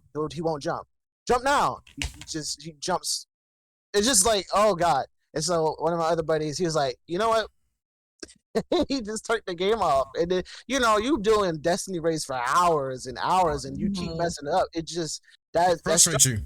It's nowhere. Yeah, it's very fun. It wasn't even the end of it wasn't even at the end. It was basically at the beginning, and we didn't even have enough people to be doing that, but we were trying. So that's just one of those situations where I love him to death, but I need you to lock in sometimes. And what he does is good, but when he doesn't, it's like, well, that's just me, and I'm just like, fuck you. So that's so basically communication with people in any space, especially as a content creator, streamer, whatever, is important. That's how you get your brand deals, that's how you get your sponsorships, that's how you get your collabs and all this other stuff. And I tried to push people to do that, especially in Big Creator, because of that family aspect. And I try to talk to everybody. That's a lot of people, and it's a large space to try to talk to people, but I implore people to talk to people, because that's how you build that's what you get, that's how you build your network, because everybody does something different. And that variety is amazing. You got people who are music producers, you got artists, you got people who build their own cosplays, you got people who do social networking managements and stuff like that. There's so many different types of people in that space that you need to talk to in order, I don't want to say in order to succeed. Your success comes from yourself, but in order to get more knowledge of things, or just play games with different types of people, because some people may not be your brand of be as serious as you in a game, or some people may not be as lenient with you on a game or whatever. But it's okay to play different games sometimes. And there's some people, and I learned about this. Well, I don't want to say quite recently, but I just realized that some people just they're not able to play certain games with people because it just may not be their type of game, and that's fine. So, it goes back to and even when it goes back to the whole situation I said earlier about people watching people before the person. You may not like Fortnite, but the way Dre Montana does it is amazing. You know what I'm saying? So, yeah. And I enjoy the space, and I encourage everybody, if you haven't done it, please do sign up. It's gonna be a little slow roll recently, but hey, I would definitely encourage you to join the Discord. So just to be around, to talk to people and hang out, and just get to know other people. People play Tekken, people play Call of Duty, Apex, farming simulators, all sorts of stuff. When it comes to Big Creator too, right? And when I'm at work, I click on, I'm on Twitch, I type in the Big Creators for the tag, and I see who's from the Big Creator, who's live right now. I check them out, I talk to them from time to time, see what's up, trying to get a feel of the person. It's all about connections, Yeah. You can't be friendly with everybody. I'll tell you that right now. You can't be friendly with everybody like that. No, that's also part of, so the way I do it, and I try to keep up with it, is whenever I raid out in the morning, I usually raid out to a big creator. Mm-hmm. Normally, the big creators who are, whether they have a low viewership or yeah, I've never seen them before. Well, I've seen them in Discord, but I never actually followed them on, on Twitch. Which, forgive everybody for this. Whoever you are, we forget to follow you on everything. If you got all 4 socials, whatever, 4, 5, 7, 8 socials, we're going to forget you stream on Twitch sometimes. We're going to forget, you know what I'm saying? So if I follow you on Twitter, I'm like, okay. Like, well, damn, I have never seen this person. Oh my God, I got to follow him on Twitch. And then some people have Kick, and I don't use Kick, so I probably won't ever see you stream. But, I try to raid out to people who I really talk to in Discord and who are active in Discord, and that don't have like 80 people watching them at that one point, because there are some big creators who are bigger than some of these smaller big creators. That makes sense. Yeah. Some people that have been there for a minute that got like 10,000 followers and they got 100 people watching them. I'm like, damn, never seen you before. I'm not gonna just raid you right now. Maybe some other day, but I'm gonna give it to somebody that I know is not reaching that amount of viewership right now. And I want to chill with them for a bit. Of course, again, in the mornings, I need to go to sleep. So trying to maintain a conversation when I'm going like that, knock the fuck out, it's really difficult. But I try to do that because that's the only way to not just grow for yourself, but to help that other person grow and allow your community or other people's communities or whatever to see that person. Because it's really difficult. And as one of those people that some days I be streaming to myself, it's really hard. So, but yeah, big creator, as far as I'm concerned, is really great. And you know what's funny? And I'll tell you, it's a little manager thing. There was this one dude that was as a trolling in a Discord, and he asked a question. He was like, so what is community? What's big creator? Somebody asked me, somebody tell me what this is. And I was like, I sent him a message. I sent it through the Discord, whatever. And I was like, yeah, bro, we're, if you have any real questions, you can ask me or send a ticket in or whatever, and I'll be happy to answer. He didn't say anything for like a week. He came back. He was like, so, okay, this community is really weird. It's like, okay, this is a cult. You all worshiping this one person. That message was at 5:30 a.m. I was at work. I saw it. I said, she's leaving right now and you about to cause chaos. Let me delete this real quick. And I sent them a message. I was like, bro. Oh, this is most recently. This was 2 days ago, basically. Okay. And I sent them a message. I was like, okay, so he was asking basically what it was about. I told him. I said, this was about. And he's like, I left. I don't like people, worshiping, in this cult thing. I'm gonna do my own thing. I'm gonna celebrate myself and whatever. I was like, okay, great. Hey, worshiping who though? Who are you worshiping? I really want to know. So I'm gonna wait till y'all done because I really. Supreme. He left the Discord or he left Big Creator? She didn't leave the Discord. She's retired. No, not Supreme. I'm talking about the person that. Oh, they left the Discord. They left the Discord. And I had, I told him. I said, okay, cool, whatever.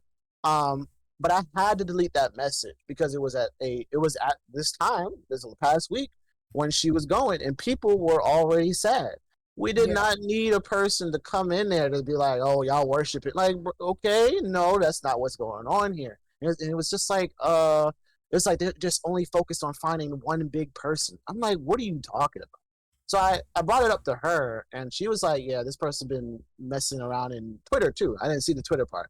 I was like, yeah, that's the same person. But it was funny to me. And I was just like, I had to deal with it. I had to squash it before it got any bigger. But just know that people are hating on you for the fact that you are a part of a community that treats each other like a family and actually cares about the people in charge or the people who, are actually trying to help you. And I say give the people their flowers while they're around.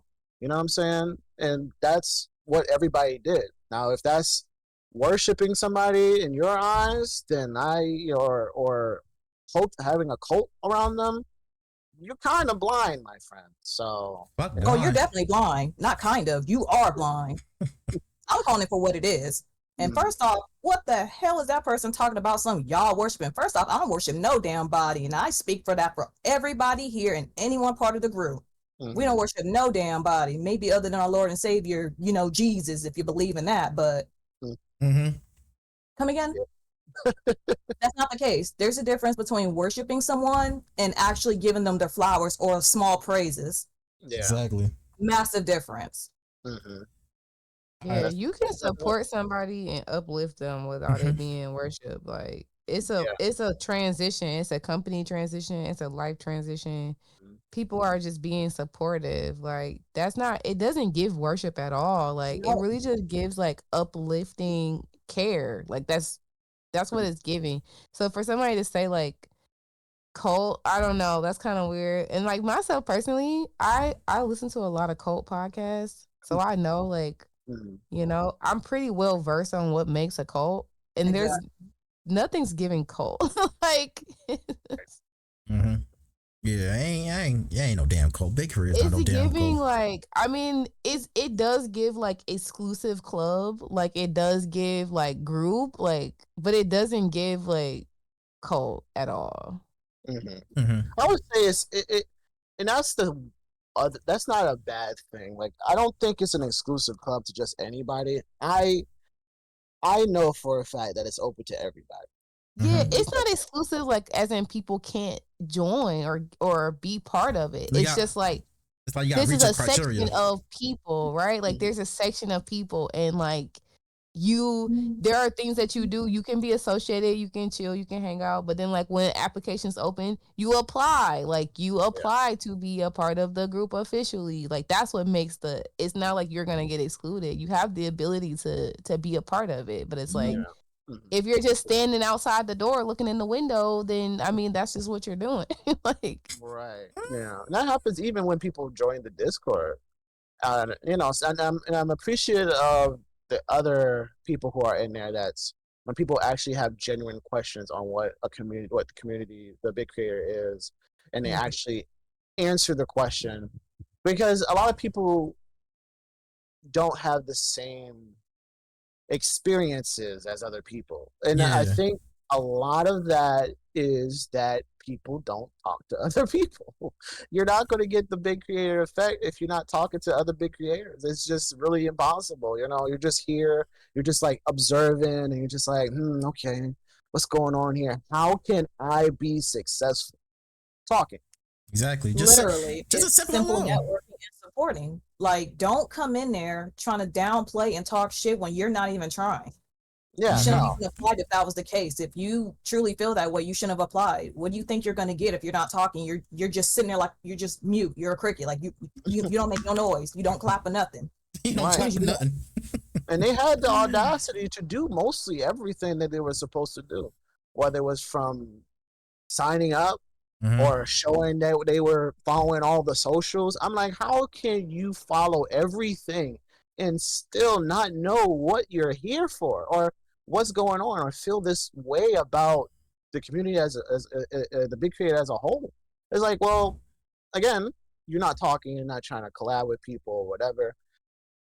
You're not, and you're trying to ask questions and people. Nobody answered his question. I think the question's still up there about people telling him what it's about or whatever. And I told him, you can talk to me, you could DM me, you could send in a ticket or ask somebody else or whatever. Never did. And then come back a week later to say, okay, well, now y'all part of a cult, whatever. Like, I still have the screenshots on my phone.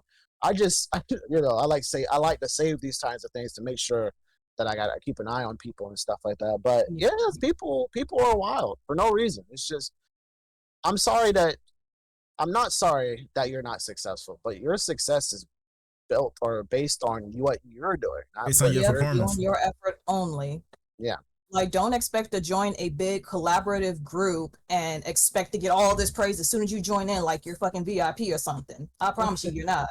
You gotta talk. Yeah. So start talking. Just say hello. Just say hi, hello. Hi, how are you? Good morning. Something simple. Yeah. Let people know that you in the chat. Yes, like small talk, post links. We got hella channels in that server. Like, there's plenty of ways to connect with people. Pop into people's streams, have them tabbed up, fill them out. It's not a hard thing to do. Someone will reply back to you. Somebody. That's right. Somebody. And that's why I do what I do. That's why I tag everybody when I can. Everybody say good morning. Because it's so difficult for people to reply to each other. And then that's the only thing with Discord specifically, is that you are going to have people that don't want to talk and text all the time. That's fine. And then you have people that want to chat, on VC. So I'm trying to, for me personally, I've been trying to be more active in VC or whatever. And I've had people come through and talk that I haven't talked to before because, they just want to just see what's going on or whatever. Mm-hmm. So there's different ways to do things. But, of course, if somebody that you don't know is in VC, you may not join. So, taking the initiative in any aspect is the first thing. Don't be scared unless somebody's in the VC and they're calling you, a hard R or something like that. And you, whatever.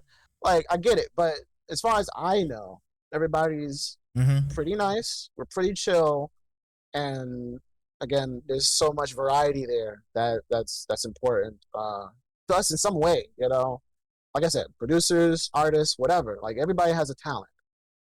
Exactly. And enjoyable, like I said, I got other stuff after this. I got collaborations with other big creators to do.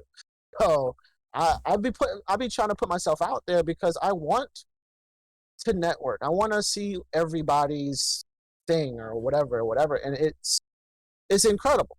My old group, we did that sort of thing. And then one day we met each other, or one vacation last year, we took the time to meet each other in real life. It was a great experience. And it's not like, and it's like meeting your online best friend for 12 years type stuff. You know what I'm saying? It was a great experience. And I'm jealous for everybody going to DreamCon now and meeting each other. Ooh, child, and I can't do DreamCon. that. So, but, money, having a place to live and a roof over my head, that's important too. So, I can't starve myself to death to go to DreamCon. So, right. Oh, DreamCon. Speaking about DreamCon, I really want to talk about this real quick. So, y'all heard about that panel, right? They're supposed to be having at DreamCon supposedly.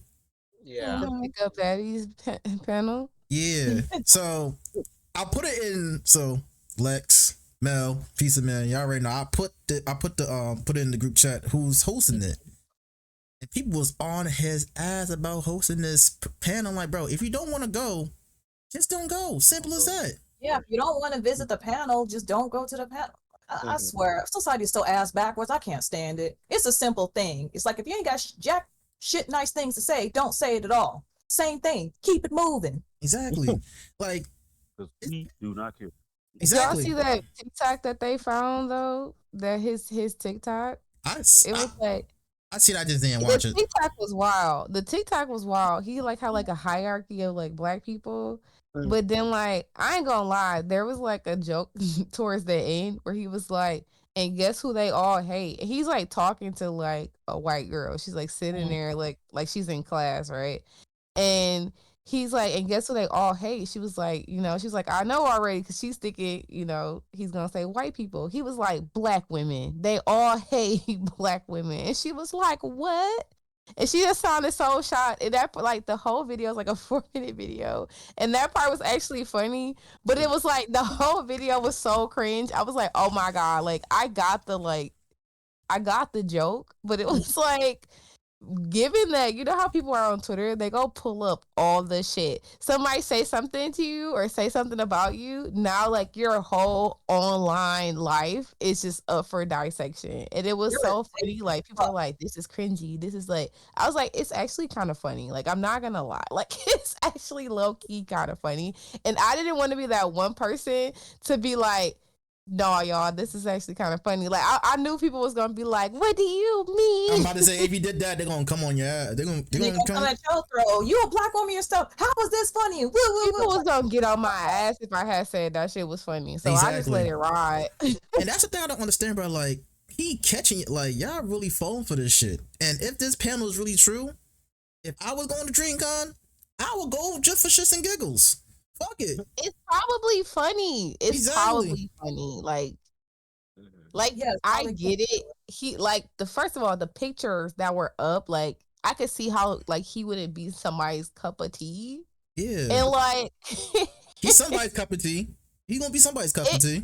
It was it, but what the problem for me, and this is why I retweeted. Somebody had retweeted like, "I know you fucking lying." This is why I had retweeted it, right? Because the person he was in the picture with was not a baddie. That person, sorry to that person, but that person was not a baddie in my personal opinion, and that's why I retweeted it because I thought that was ironic and funny. Because how you gonna tell me how to pick up baddies? Where they at? That was me. And you don't have one. That was me. And you have one, but you don't have. It's not really a baddie material. Like you couldn't get one for the photo. What you You mean? couldn't get one for the photo. You couldn't get somebody in cosplay. Somebody, like I was like, the advertising is not advertising. The advertisement is not advertising.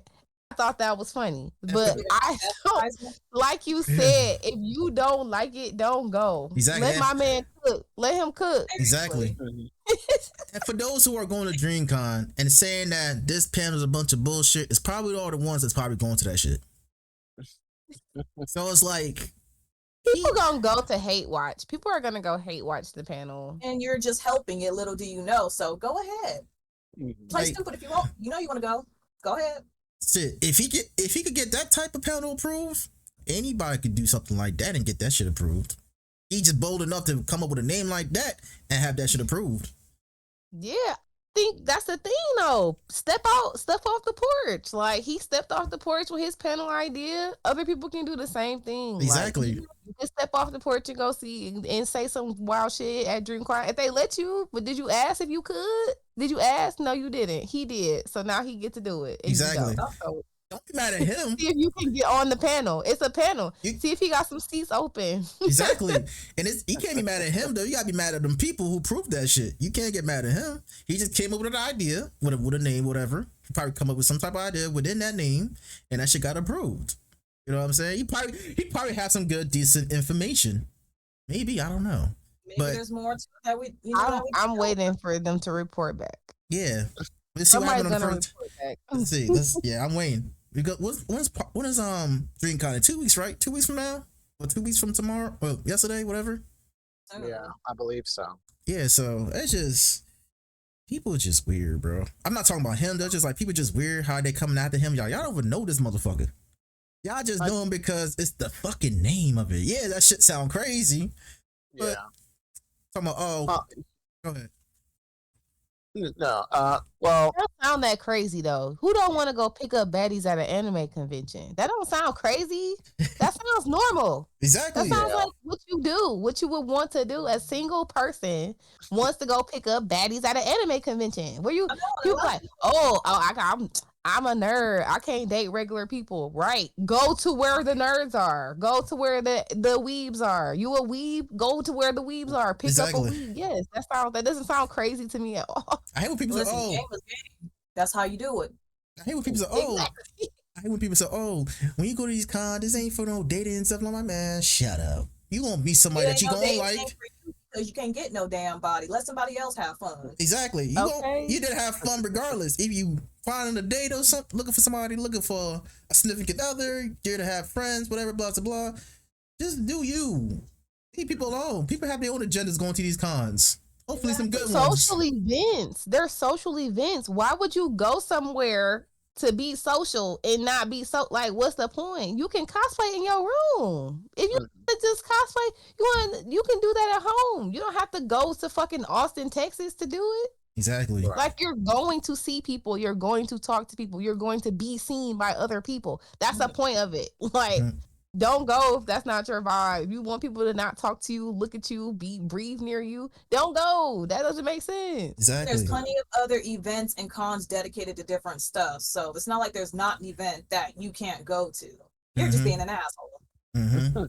Yeah, it just I was gonna say that trying to lose my train of thought. But one, I have a firm belief that no one in the world is ugly. Like, I try to believe that. Yes, that I is think true. that At this point, no one in yes. the world, no one in the world is ugly. I just don't find them attractive. Yeah. You can find someone that I don't find attractive, but I'm not going to call them ugly. I try to stay away from that word ugly, just because, you know, whatever your belief is, if God made that person that way, you know, everybody has their type. Mm-hmm. So that just may not be my type. At this point in life right now, yeah, I believe you. I believe what you're saying right now.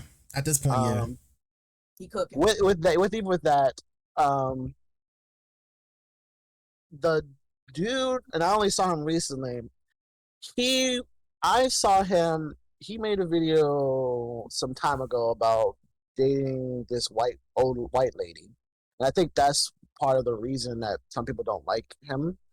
I don't remember the whole story. I don't know if she died or whatever. Something happened that he had told a story where he accidentally married some old white lady or something. I don't remember.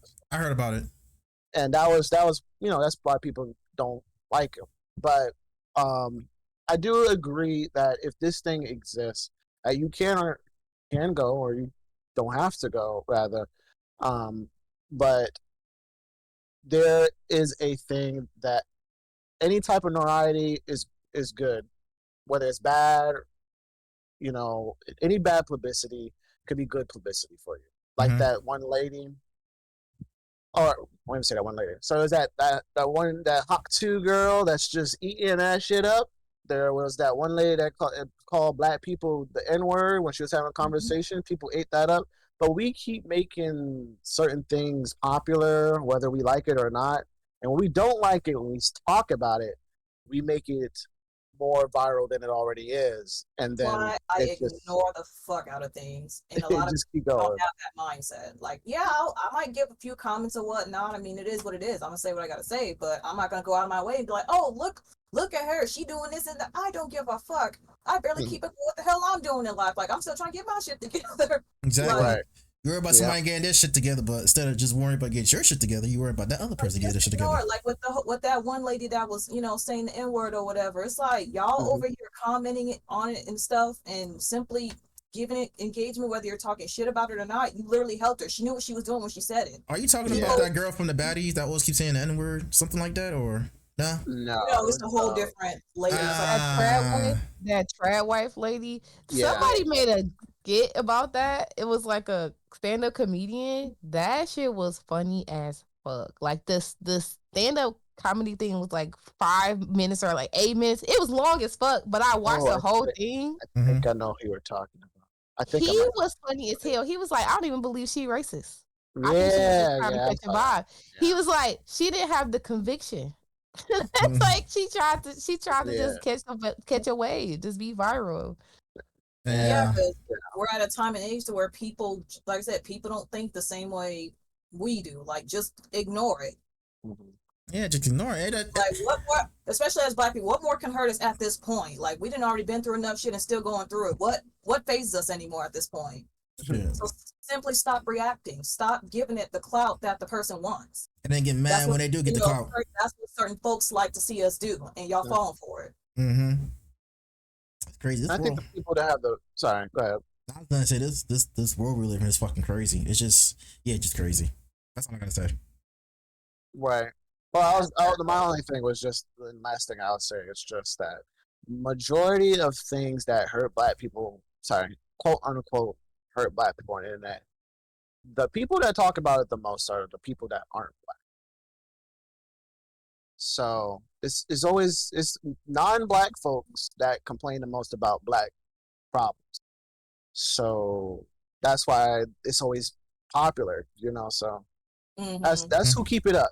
We technically do. There's going to be a couple of us, but majority of them is like, oh, the black people wouldn't like this.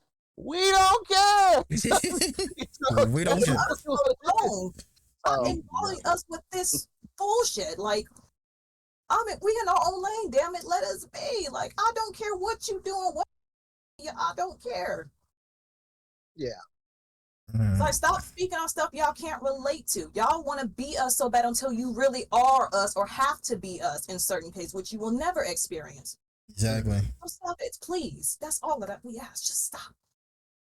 That's what social media. See, social media is a bitch. Social media is surely a bitch. It's not even social media. It's the people in this world. Yeah, the people in this world. Yeah, exactly. That's really what it is, and how they grew up, and with all this privilege and shit dedicated to others, which y'all know where that's going. Yeah.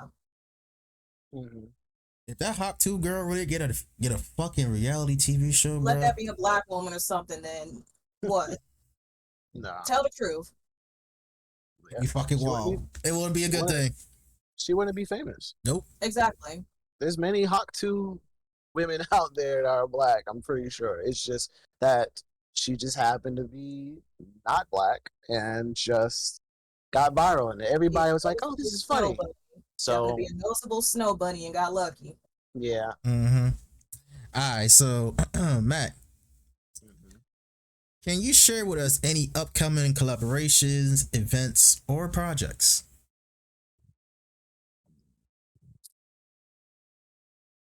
Well, like I said earlier, I do want to start doing some game show type things. The problem with doing game show streams is setting them up to be streamable. Those are difficult. And so I can't really say that I have an idea of when that is or whatever, but it's something that I'm working on. Collaborations. After this, I have a collaboration with a few big creators. We'll be playing Spanky, which is a game where you just slap ass. It's like tag, but you slap an ass. It's weird. Don't ask me. I'm okay with weird shit. I'm gonna have to look that up because that sounds fun as hell. I'm not gonna lie to you. It's a game. It's a video game. Yeah, it's a video game. Everybody got BBLs, and you run around and you slap each other ass. It's really good. I mean, you can go to the stream and see it. We might have to look into that. That sounds funny as hell. I've played the demo like back when it was beta, but yeah, I'm supposed to play that tonight. And then after that, I'm supposed to do a 4-player co-op Elden Ring stream later. So I don't know how that's going to go. But if you got a PC and you are interested in mods, seamless co-op mod for Elden Ring works, and it's different because you get to play the whole game with other people. Might be up to 3 to 5 people or 4. I know people are like, up to 3 people, and you can't. Why are you playing it like that? That's not how you play it. Yeah. I'm gonna use all the stuff I got. I beat the game already. I'm on a new game plus. I'm gonna do whatever the fuck I want with the game I bought. So, I'll be doing that. I don't think I have anything else that's I will be doing that I can think of right now. But well, that's somebody else's stream. I'll be doing another stream next week with a couple of other creators for it's like a Truth or Dare-ish type thing. That'll be a stream next week. But yeah, I put myself in so many positions. Like right now, I don't know if I'm doing anything throughout the week, but tomorrow I might have something to do. It's just I communicate with people and I see the opportunities that I can put myself and fit myself in. So I don't have any other big projects though besides the gaming stuff, but it'll be fun. I'll say that. All right, Dan. Let me ask you one last question before we go. Do you have any advice to give someone who wants to be a content creator or a streamer? I always give this advice because it's true. Stream, make content. That's the start of it. That's the only thing. People are too scared. It's like I don't have this, I don't have that, and whatever. I started streaming with my PS4 and no camera. Then I went to having no PS4, and I was streaming with my PS4 and using my phone as my camera. Then I went from doing that to having a different webcam, and I was recording, and I had a green screen in the back. Then that camera broke, and another streamer was like, "Hey, I know your camera broke. I have another one you could use. Don't live next to me, and so gave me the camera I have now. That's networking and talking to people, actually communicating. But and then I removed my green screen or whatever, and I have all this stuff here. I have 3 screens now. I started off with my laptop. So, you know, gradual, gradual, building yourself gradually as you stream, is really important. Having your community support you through that and seeing you grow is always incredible, because people love to be like, yeah, I remember when the MackOfAllGames only had, his camera as a phone. When he started streaming, people love to see you grow. But they can't see you grow if you ain't streaming, you ain't making content. So just do it, Plain and it's going to simple. be scary. It's going to be scary, Just plain and and it's simple. going to be hard. Yeah, it's going to be hard, but Hmm. it's also dependent on what you're looking for out of your content. A lot of people, and I've met, and it's funny because I've interviewed people myself. A few people feel the same way I do, but there's some people who just want the money. And I'm like, yeah, but you're not doing anything that's going to get you that. And in this big field with billions of people in there, you have to be unique, and you got to talk to other people. You got to make connections. Starting is important, and it's like, well, I keep streaming every day 12 hours. Are you posting on your socials? Are you talking to people? Are you in other people's streams? All those other stuff. If you're not doing the extra steps besides streaming or making content, you're not going to get anywhere, Hmm. and you're not going to get that money you're looking for. And that's basically my whole thing. It's just like, you just have to start and talk to other people. And I'm grateful for all the people I've met, you guys, that I've for the first time meeting some of you, and some of you I've already known already. But that's why I took the opportunity to do the podcast, just to be able to talk and communicate with people, because you may not have this chance any other time. So that's what I'll say. Talking, starting it up, just doing the things that you should be doing when it comes to making content. And give yourself a break. Every time I've felt overwhelmed, I've tried to take a break, and I've felt bad about it. People who don't take breaks when you're streaming, you're gonna run yourself into the ground, and you're gonna hate streaming. You're gonna be what's the word? You're gonna forgot the word now, my brain. But you're gonna look at that going live button, and you're gonna hate it, and you're gonna be like, I don't want to do this. You're gonna There's feel a really lot of there's a lot of people that feel that way, and there's a lot of people that I knew when I first started streaming that no longer streams, Hmm. whether it's for that reason or another. And it's like, you were amazing, but they just kept doing it and never giving themselves a break, because they weren't seeing the success they expected. Hmm. And again, this thing is oversaturated with a lot of people. And I like. And Go ahead.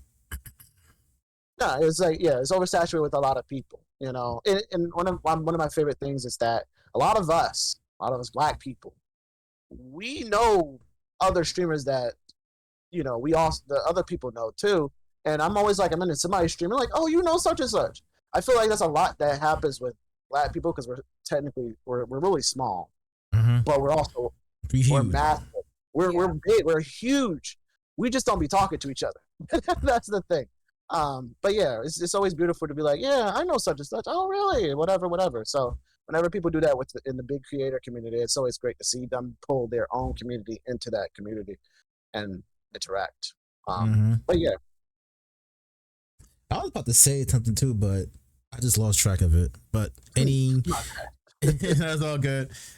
Y'all got anything to say? Any last words? The only other thing I want to add to that is to those that think it's all about the money, good luck.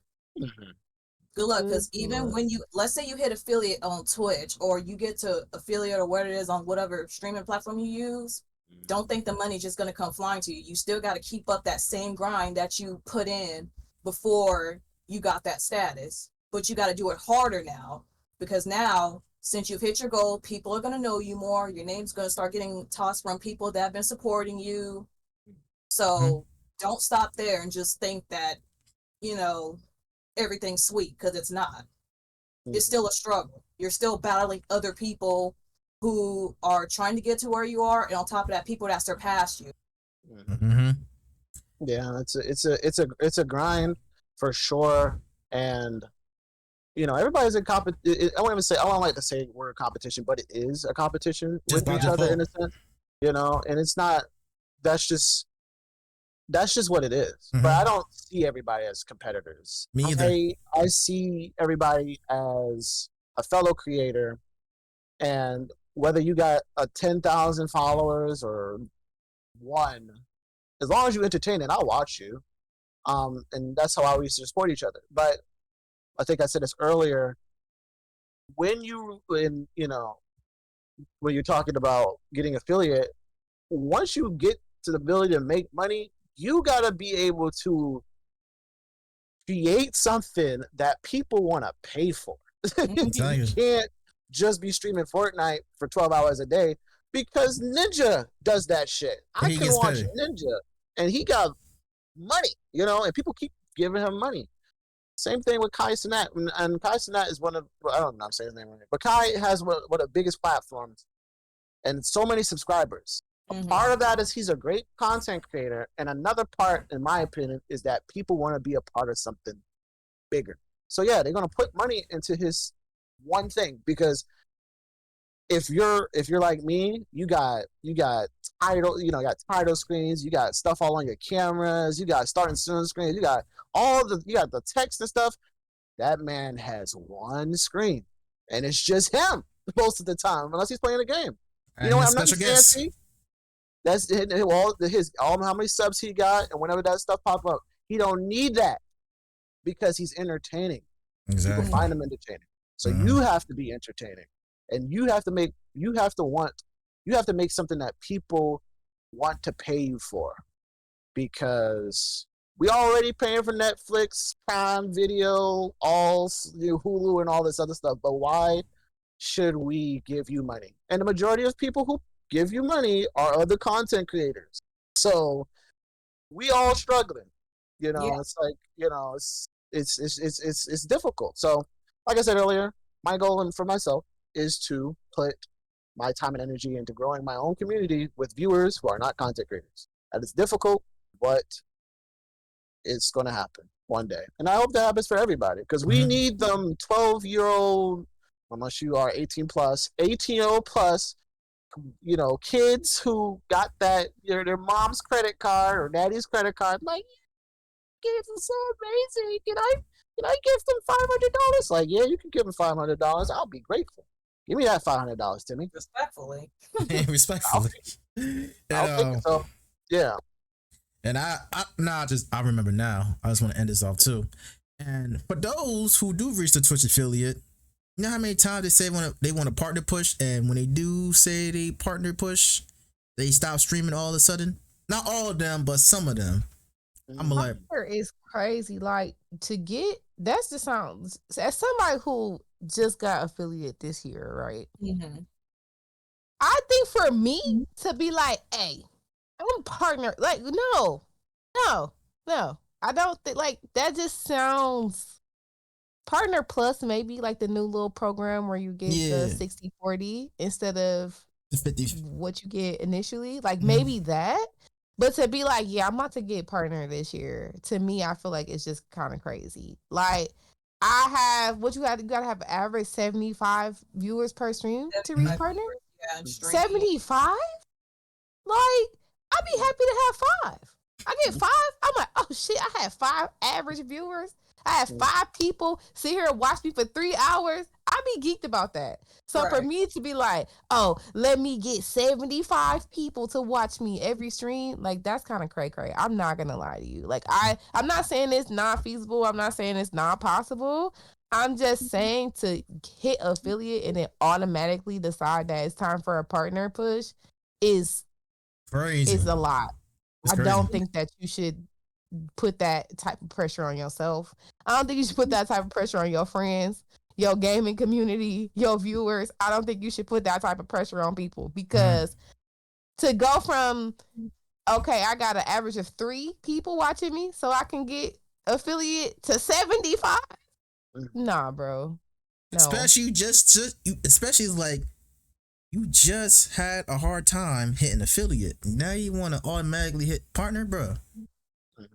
In other words, just because you hit affiliate, don't get big headed, because you will get humbled real fast in this community. As Max said, we all struggling, so we're already investing time in you enough. So why should we invest our money? Exactly. Like, you got to be able to keep an audience, keep their attention and be consistent. It's not just stream one time and there you go, you got it right. Now, we're not saying it's not possible to hit partner, at a fast rate. Some people got it like that, but you remember, you still have to apply and get accepted as a partner, or better yet, invited. Yeah. You could still hit the goals and everything and get denied. Then what you gonna do? Oh yeah, and it's still hard work. That's hard work. Oh, I forgot about that. You have to be entertaining. You're not gonna be able to sit there and be chill. You could be chill, but you can't sit there and not engage. You can't sit there and not put your content out on other platforms. You can't sit there and not advertise yourself. You can't sit there and just think that the gaming is gonna speak for itself. Like, you have to be a personality. You have to be somebody that 75 people want to watch at one time, like consistently. Like, that's not, you don't just decide, like, you don't just do that randomly. Like, that's not random. That's hard work. That's work and effort and time. Everybody like, want that. be yourself when you do it. Be yourself. Don't try to compare yourself to somebody else, because you will not get the same results as them, and you might not be able to take the same exact step process as they did to get to where they got. Yeah. Everybody want that microwave. Everybody want that microwave blessing. That shit ain't gonna happen overnight. It won't. It's not. It's truly not. But no, not at all. It's part luck and it's part hard work. And I've been doing this shit for 3 years. Yeah, it really depends, and that's the thing. You're not sacrificing something that other people are sacrificing, whether that is to the Illuminati or whatever, in order to be big. You're trying to organically become successful, and organically becoming successful is going to take work. Some people can be what do they call it? A Nepo baby, whatever the heck it's called. They have connections. Like nepotism. Yeah, they have connections with other people. Some people do that, but most people, they have hard work. And unfortunately, if you're black, it's going to be even harder to be successful. There's a lot of successful content creators that are black, that are streamers, but how many of them started on YouTube first? Pretty big chunk of them. Majority of them started. I can't find a good entry point into YouTube. Like, YouTube to me is probably just not my bag. Like, I post my past streams on there, but I don't see myself streaming getting on big YouTube from YouTube and then it translating over to Twitch. I feel like for me it's probably gonna be opposite. If it ever happens. And I actually agree with you on this, Mel, because that's kind of the road that I'm on right now. Like, my overall streaming platform is Twitch, but like my first time playthroughs or some stuff that I don't maybe feel like streaming, in real time, I'll post it on YouTube. Second on that, and I learned that from Lex. Games that I play, that I want to play on stream, it'll be on Twitch. But when it comes to like games that I don't want to stream at all, I just record them and put them on YouTube. Yeah. Present the content, post it somewhere else. Exactly. You'll get some people on there. It's gonna take some work, but you'll get there. We just gotta keep at it. Yeah. Exactly. Organically. It's all about doing stuff organically. And my last thing that I'll say is that posting those things, posting everything on different platforms is important. And I always say it, communicating with other people, whatever, networking. That's the only reason why I'm at where I'm at with my streaming career, is from doing those two things. Because majority of people aren't looking up the MackOfAllGames on Twitch to find my channel. It's either the game, it's either through somebody raiding into me, or it's from me posting clips or something on a different platform that isn't Twitch. And they was like, oh yeah, or just communicate with other content creators on other platforms, because that's how I learned about Big Creator, or the community in general, from being on other platforms. So there's a lot to do when it comes to content creation. And I think that viewers mostly, people who aren't content creators cannot fathom how difficult it is because they believe it's easy. All you do is just turn on a camera and play video games. No, Anybody that's can do not that. it. No, that's not what I'm doing. But yeah, it's difficult. Well, we can make it. Just gotta do it. Yeah, anybody can turn support as best as possible. Sometimes you're not going to be able to support someone on Twitch compared to Twitter or Instagram or whatever it may be. So even small support like that goes a long way. On that note, Matt, thank you for stopping by, man. Appreciate you being part of the podcast, and we enjoy talking to you, man. For real, for real. I appreciate it. I enjoyed being here. I enjoyed talking to you guys, and I will make sure to follow you guys on your respective platforms. If I don't follow everything, I apologize, but I'm gonna try my best. All right, man. Have a good one, bro. Peace. I appreciate it. Thank you.